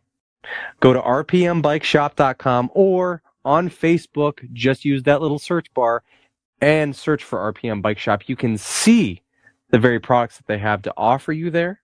You can see the way that Santa is now choosing to deliver his gifts to your children and so many other wonderful children around the world. So don't be on the naughty list. Make sure you give RPM Bike Shop a call today. Again, that number is 330-808-7792, and find your way to a very merry electric Christmas this year with RPM Bike Shop. So that is what Santa's chosen to do. And, nonetheless, obviously he's going to be on his electric bike, but Santa loves, while he's making the rounds, listening to his favorite Christmas songs. And hey, who amongst us doesn't? I don't know about you guys, but like after Halloween, I'm full Christmas mode. Christmas music mode. Absolutely. Love it. I don't care. I'm not one of those people that I'm like, it's too early, or maybe the week before, or only at Christmas. No. Honestly, the Christmas season to me, you do so much decorating, you do so much preparation, and I love the music. I'm not willing to just do it for a few weeks. I want it to last as long as possible. So Christmas music is no exception. So I was thinking, gentlemen, that there are a lot of Christmas songs out there, a lot of Christmas albums, a lot of renditions of classic Christmas songs, that why not make our very own Mount Rushmore of our favorite Christmas artists. Okay? So maybe, you can include songs, I think, if you like. I'm not going to throw rules on it and be like, you can't say songs or whatever. But, I was thinking artists. What is your Mount Rushmore? If you're listening to Christmas music, what are the voices that are bringing it to you? So it could be as simple as a song, or it could be, I kind of geared more towards artists that have Christmas albums or do an assortment of Christmas songs, things like that. So when you hear the holidays, what does it sound like to you is basically the idea here. So if you're making your very own Mount Rushmore of Christmas artists, who do you guys want to hear from? So let's start with Dean. Dean, do you guys want to go? I guess we'll go. Do you guys want to rattle off your Mount Rushmore, or do you want to go around the table? We go round robin. Okay, so Dean, we you can go start us like off. our first one. Yes. Like we'd always say, because we're idiots, we don't know that there's only four faces on Mount Rushmore, so we do 5. Yes. So this is our Mount Rushmore top 5, and it's kind of fitting because I picked this one because of his kind of almost baritone voice like mine.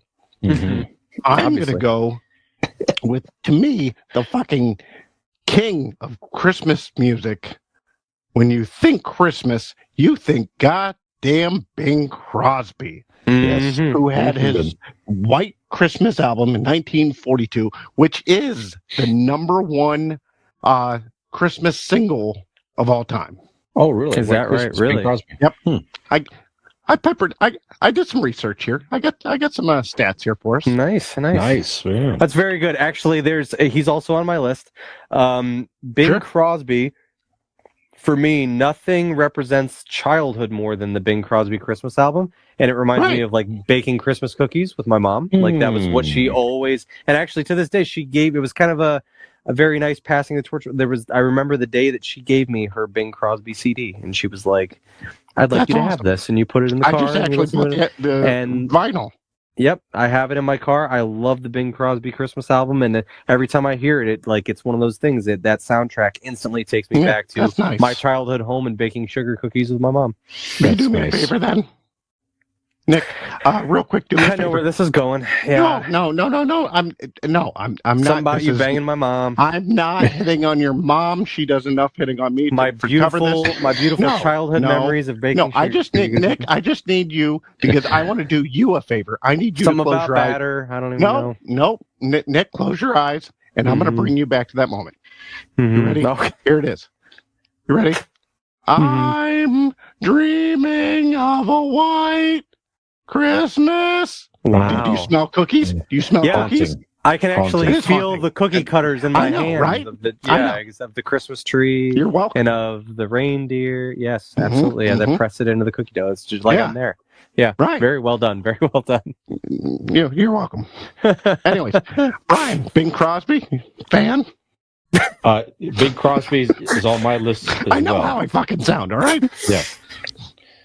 No, he's on my list as well. So yeah, I'm with you. Just so many great songs. Like I said, White Christmas. He did the Christmas Island. He did that song. It was like that I love. One of my favorite Christmas movies is Christmas Vacation. Right. So we talked about this. Maybe we'll talk about Christmas movies yet again. We will on a future episode. But I love the scene where Chevy Chase is envisioning the pool.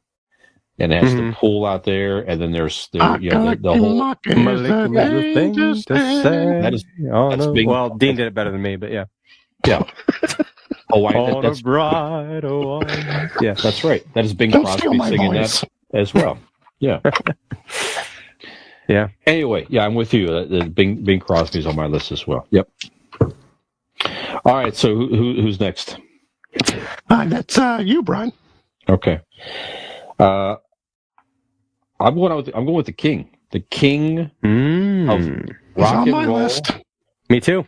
The great Elvis Presley. The Elvis Presley Christmas album. None of us didn't check with each other. No, we did not. Yeah, this is the first time we're finding out.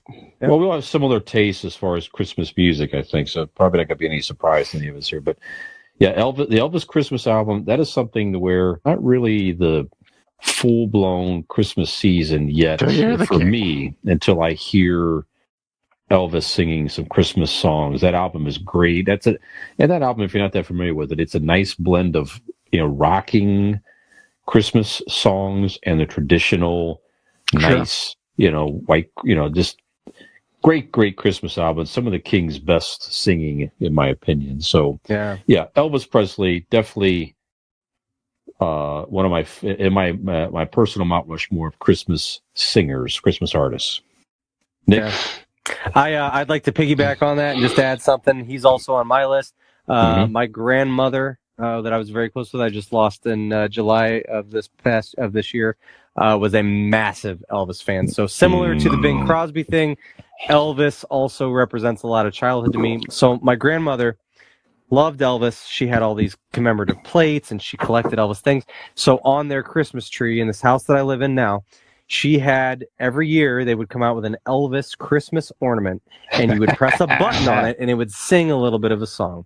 And there was one like Blue Christmas is one that sticks out to me. I still remember it. Blue Christmas by Elvis. You hear that, Blue Christmas, ooh, with the backup singers and stuff like that. And it just takes me right back. It's one of those ones that reminds me of my grandma's house, reminds me of all the traditions that we had here with my grandparents, who were basically like a second set of parents to me. And so Elvis is definitely one. That's just another, reminds me of childhood. It's really cool because the Bing Crosby's kind of like the home one. Elvis was kind of like my second home one, and I heard both of those albums on rotation every year. I mean, it was just the soundtrack to Christmas as a kid. So Elvis, definitely great pick. Was also on my list. Next one, I have two Christmas. Sorry, Nick. I have two Elvis Christmas ornaments on my tree right now. They're not the ones that sing. But it's one of Elvis in the 1968 comeback special. Is the black suit. Yeah, and another one of the 70s Elvis, just like this. Anyway, Yeah, go ahead, please. All right. Yeah, she had Well, a handful of them. Yeah, they were. I Yeah, haven't got to awesome. touch on Elvis, but that is another one I have a stat on.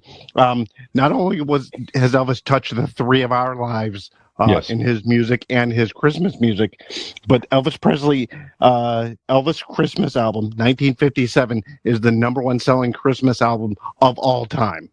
Okay. No surprise. Nice. Wow. Yeah. Absolutely. So, yeah, that speaks for itself. Nice. Go Very ahead, good.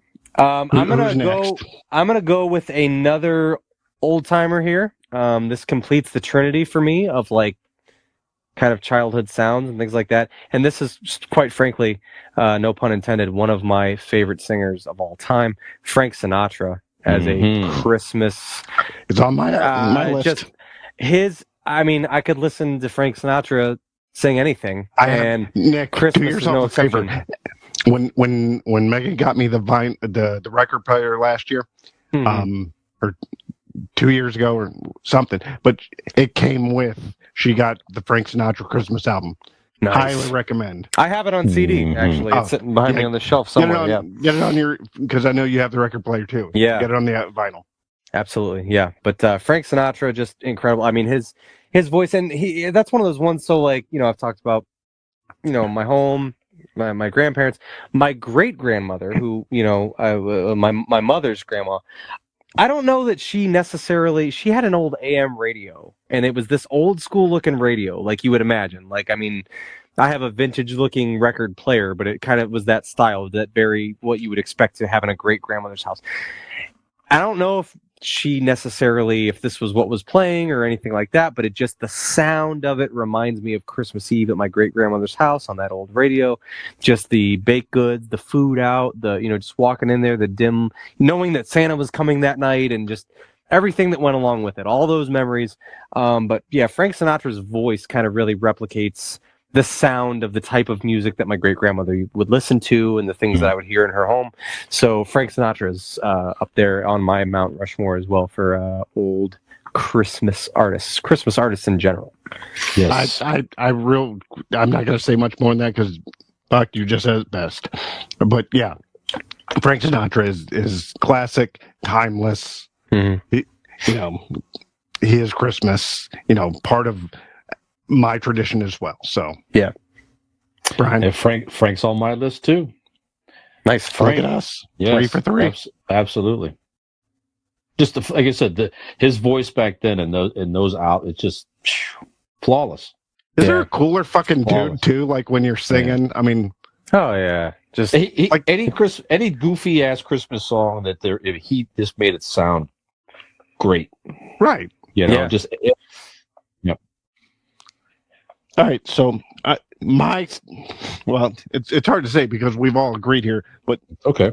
My next one, I have who is my favorite Christmas singer, and he sings the best version of my favorite Christmas song. That is Nat King Cole. Yeah, nice. The album was called A Christmas Song, 1960. My favorite Christmas song is not the old drummer boy, but I'm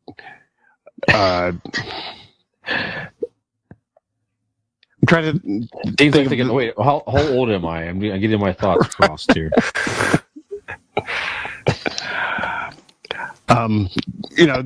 Whatever, it doesn't matter. Why? You have to know your own Christmas song. Go ahead. No, all right. All right, well, here it comes. All right, think about it. Okay, all right. I'll go. You can think about your favorite Christmas song title. There's like 4 or 5 Christmas songs total, I think. No. Yeah, I'm kidding. There's like I was gonna say there's at least like 8.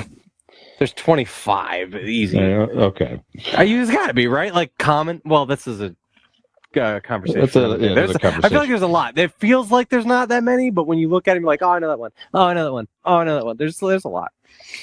All right, my next one is another Rat Packer.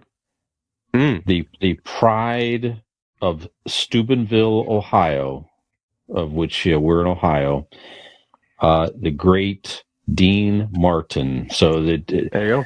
another one, just the classic crooner. I just love Dean Martin's voice too, just so smooth. And he has another one, just something about all your the- love for Deans. That's right. That was my Deans with smooth my first- voices. That's right. Yeah, just That's like right. this episode. That's right. Yeah. No, but he was cool though too. Just I want to say, just a great voice, just a different feel to his singing. I don't know. I love all his stuff. Marshmallow World. You got my love to keep me warm. All that stuff, just so good, so good. Yeah. So love Dean Martin. Good pick. Yeah, Nick. So this one, honestly, as far as I'm concerned, this person can have the exclusive rights to all Christmas music, and I'd be just fine. Because this person gives me my Christmas music the way I like it. It's both classic, and it's modern, and it's Canadian. Michael Bublé, for my money, could have, like, you could make it a law that no one can do Christmas music except Michael Bublé. It's the only way I ever need to hear it again. Michael Bublé is hands down. I mean, I enjoy his music, and he certainly has a vintage, like that crooner style to his voice anyway, and in the albums that he puts out and things like that, and the music that he makes. But man, like Christmas time is where I just feel like Michael Bublé shines. Like he's that mix of modern and classic, and I love Michael. He's definitely Bublé. a throwback. Yeah, he definitely is. Yeah, absolutely love Michael Bublé. Like, if you think about it, like before that, we don't have like our versions of a Bing Crosby or Frank Sinatra when it comes to that sort of thing. He is that version for us. Mm-hmm. Yeah, absolutely. Yeah. Yep. Okay, Dean, what's your favorite Christmas song? Oh, Holy Night. Okay, Is that what it is? Yeah. that's a nice song. He does a great. Yeah. Yeah, that's a great version of that song. I honestly, I don't know if if you should watch the YouTube video if you're fucking still listening or even watching, but the weird frantic embarrassment in my eyes because like my mind just went fucking blank. Not the. I have no excuse. Not the little I've had- drummer. I've had two. I've had two drinks tonight, so I have no goddamn Have yourself excuse. a Tannenbaum, merry little Who's that, drummer boy, fucking. Well, in my defense, like when I was a kid, who's the like, I don't know baby? if The baby I at knew. Christmas. Who's I the baby don't at think I knew the Christmas? name of the song, like because like there's so many different parts of the song. When I was a kid, like I could have called it like three different things. Yeah. So, again, there's no fucking excuse. It's just I'm an idiot, and I drew a fucking blank for everything, and I don't even if Don't you call could've yourself asked an idiot. You're an idiot with a stupid voice. Don't you say that about yourself. Thank you. No, I easily could have you could have asked me my fucking middle name, and I think I would have blanked. Whatever. I'm whatever. Whatever. Continue. I do agree. I have The no Nat King excuse. Cole, the Nat King Cole version of Holy Night is really is a beautiful song. Even it is as the a child, best. It's the best.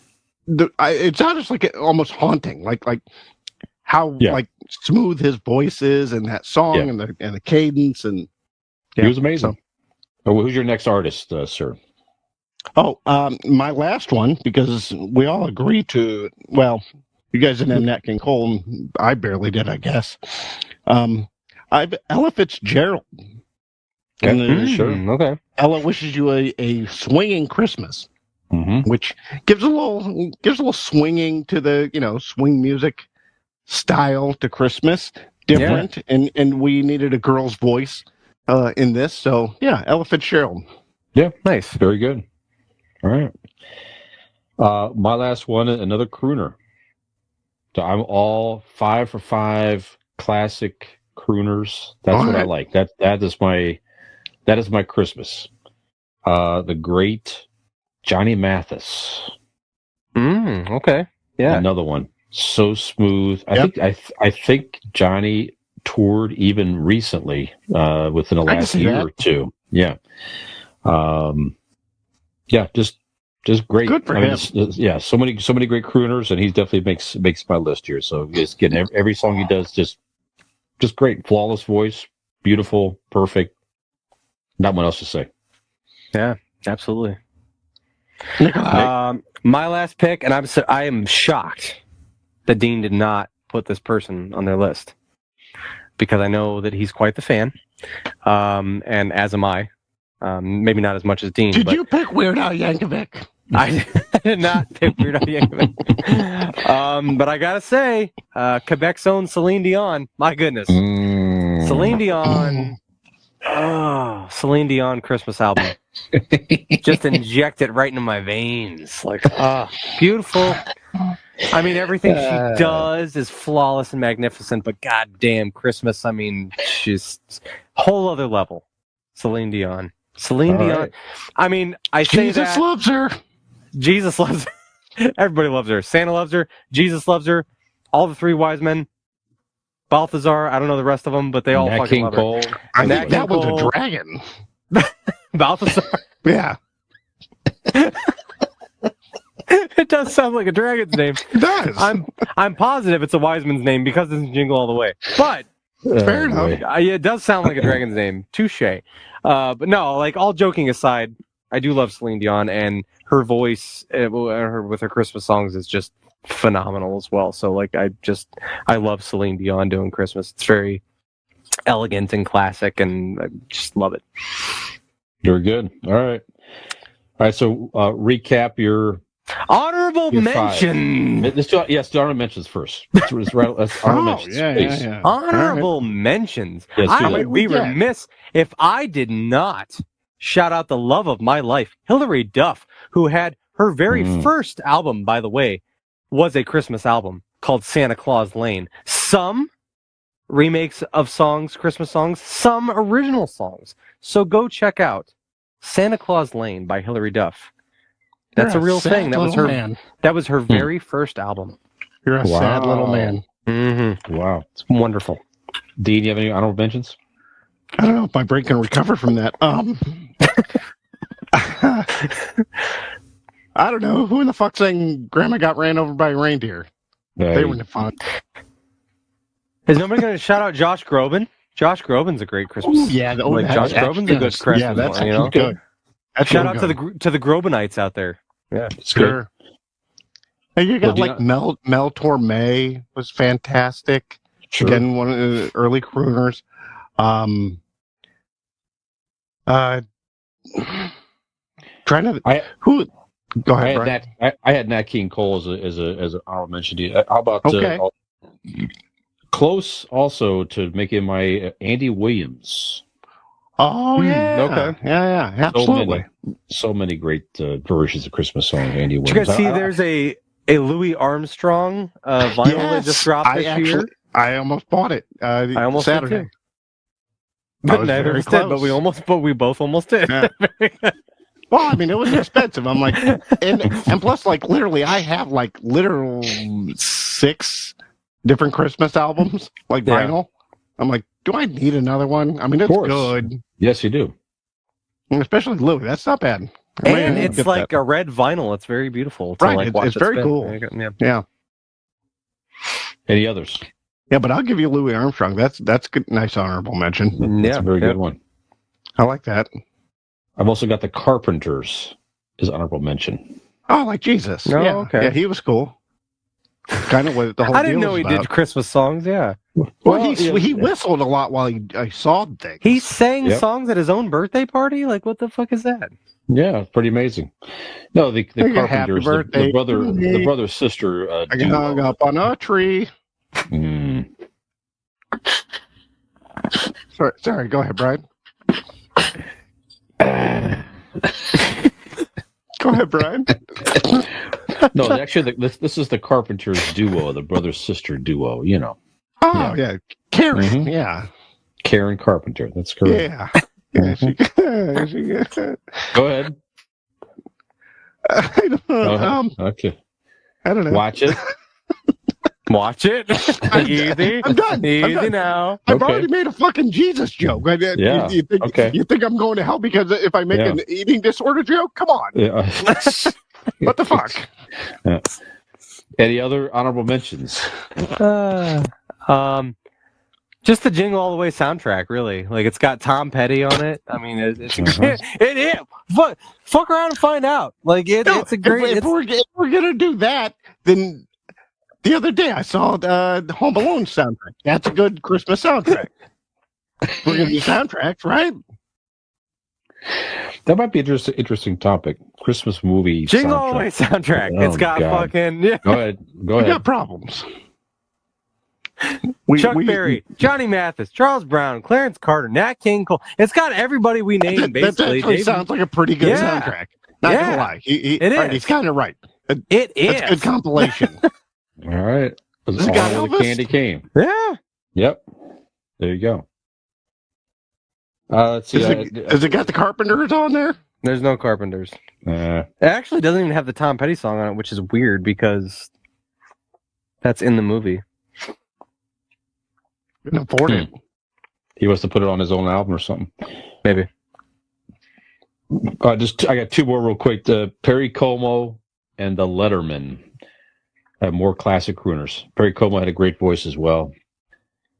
I had a great version of this. He sang the Lord's Prayer, just a very beautiful Christmas song, and then the Letterman. Again, just four guys. Can I do a special shout out? Go ahead, please. No. Hold on. Because I'm a moron, I want to make sure, because I want to make sure I get this correct. So the Jingle All the Way soundtrack was. Song. Oh, okay. What is your favorite Christmas song, Dean? Oh, Holy Night. There you go. Okay. Oh, nice. He was quick on the draw. Look at that. I'm telling you, I had a fucking Actually, brain fart, I would like to shout out two favorite Christmas songs that I love that are kind of untraditional. The Ramones. Have you ever heard Merry Christmas? I Don't Want to Fight Tonight? I enjoy that. Yeah. Yeah. Mm-hmm. I love that. I love the Ramones. And also my favorite band, Pearl Jam, has a Christmas song as well. I think Let Me Sleep, It's Christmas Time. So go check that out. That's a good one too. Very good. Yes. All right. Dean, you ready? No, he ain't ready. Okay. Yeah, so anyway, other Christmas songs. Okay. So we talk so much about like Christmas songs, and we do. And if we're giving honorable mentions, in general, Well, I would like to give an honorable mention to a Thanksgiving song. Okay. At least in Brian's generation, he will get this. But Arlo Guthrie. That Brian, sounds made up. Are you familiar? I know the name. I'm sure I know some of his stuff. The song's called Alice's Restaurant. Okay, yeah. Okay. It is a song. It is a Thanksgiving song. Mm-hmm. He is a singer-songwriter, kind of a folk artist, and the song is. That's why I wanted to look this up, because it is 8 minutes and 37 seconds long. Mm-hmm. Jesus. And it talks about a Thanksgiving day and evening and I guess it's a true story. I won't get it if you never heard it. It doesn't matter if I explain what the fucking song is, so it doesn't matter. But yeah, everybody talks about Christmas all you want. I want to shout out to the one Thanksgiving song that I know, Arlo Guthrie, and they played it. I think NCX does it on Thanksgiving night. They play the whole song beginning to end. Okay. So Arlo Guthrie, Alice's Restaurant, my honorable mention. All right. Recap your Mount Rushmore. Nick, who's your Mount Rushmore again? I have Michael Bublé. I have Elvis Presley, Frank Sinatra, Celine Dion, and Bing Crosby. Very good. Dean? Good Mount Rushmore. I have Nat King Cole, Bing Crosby, Elvis Presley, Frank Sinatra, and Ella Fitzgerald. All right. I got the King, Elvis, Frank, Bing Crosby, Johnny Mathis, and Dean Martin. So pretty safe to say, I think, guys, we tend to prefer the classics crooning. That the more modern sound is not. Is that what you hear? I hear that you two are misogynists, but whatever. Wait a minute. I had Celine Dion. I'm going to stick with my statement. Actually, you know what? Actually, I had Rosemary Clooney. I'm sorry. I had Rosemary Clooney on my honorable mention. I didn't mention her as well. Rosemary Clooney. There was another one that was popular in my home that Mhm. I was actually legitimately surprised that Dean did not bring up, Dolly as I know Parton? it was his first concert. Jewel had a Christmas album that was Oh quite yeah, phenomenal. that's right. Shit, I Yeah, forgot Jules' about that. Yeah, that Jules' was Christmas album deserves a okay. shout. That was good. We'll give Jules an honorable mention. If we're gonna Yeah. do that, I'm gonna, like I just said there, Dolly Parton has a couple different fantastic Christmas albums. But your Dolly Parton, anything you sing is gonna be pretty fucking good. So And she's also got a couple fantastic other things laying around too. So there you go. yeah, her fucking knees are terrific. Oh, absolutely. Bending Mhm. like crazy. Still in good working order. That's right. Mm-hmm. They're terrific. That Nene meat is pretty nice. Nene. I worked for it, but I don't want to admit And that we're it dangerously worked, but, close to getting a complaint. And for this week's Hey, episode I of didn't Convincing say it. Idiots, I didn't say it. Yep. What better way to? First of all, that girl that complained What's up? probably isn't fucking listening anymore. So let's lift the ban on that shit. And what better way to end a nice, warm Christmas music segment than talking about Dolly Parton's knees. knees? Exactly. Yeah. Yeah, that's what I'm talking about. That's right. Yes. So, Nick, You get that all bendable and shit. They get coming That's down right. there, and they go real soft, and maybe you put some lotion on them. Mm-hmm. Put it on those needy meats. I have an idea to do Go the ahead, please. outro if you guys are Go open ahead. to it. Sorry, Johnny Mathis. I'd like to do the outro this week. Actually, if you want to pause, I would love to hear him just admit that he knows what the fuck Johnny Mathis sounds like.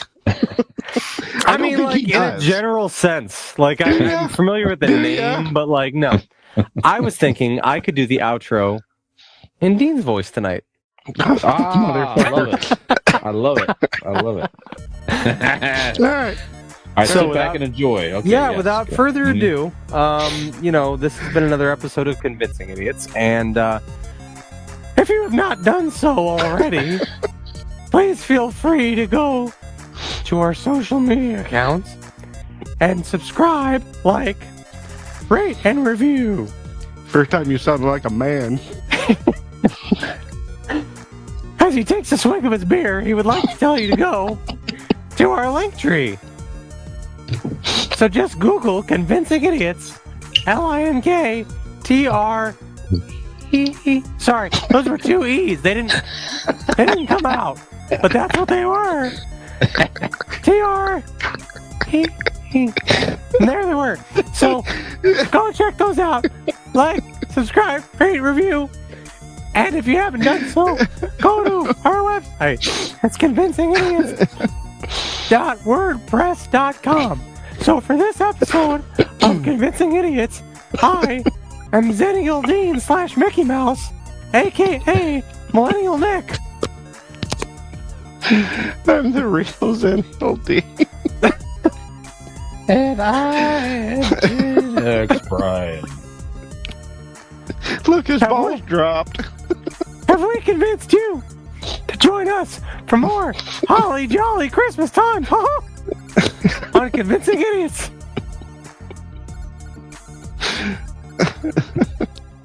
Did you just see that shit?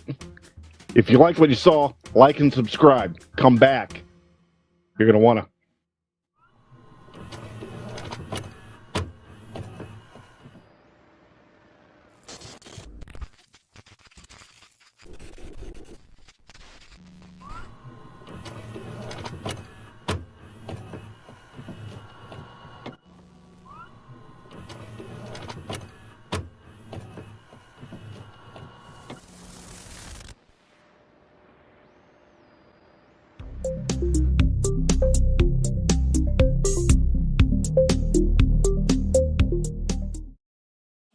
I'm dreaming of a white Christmas.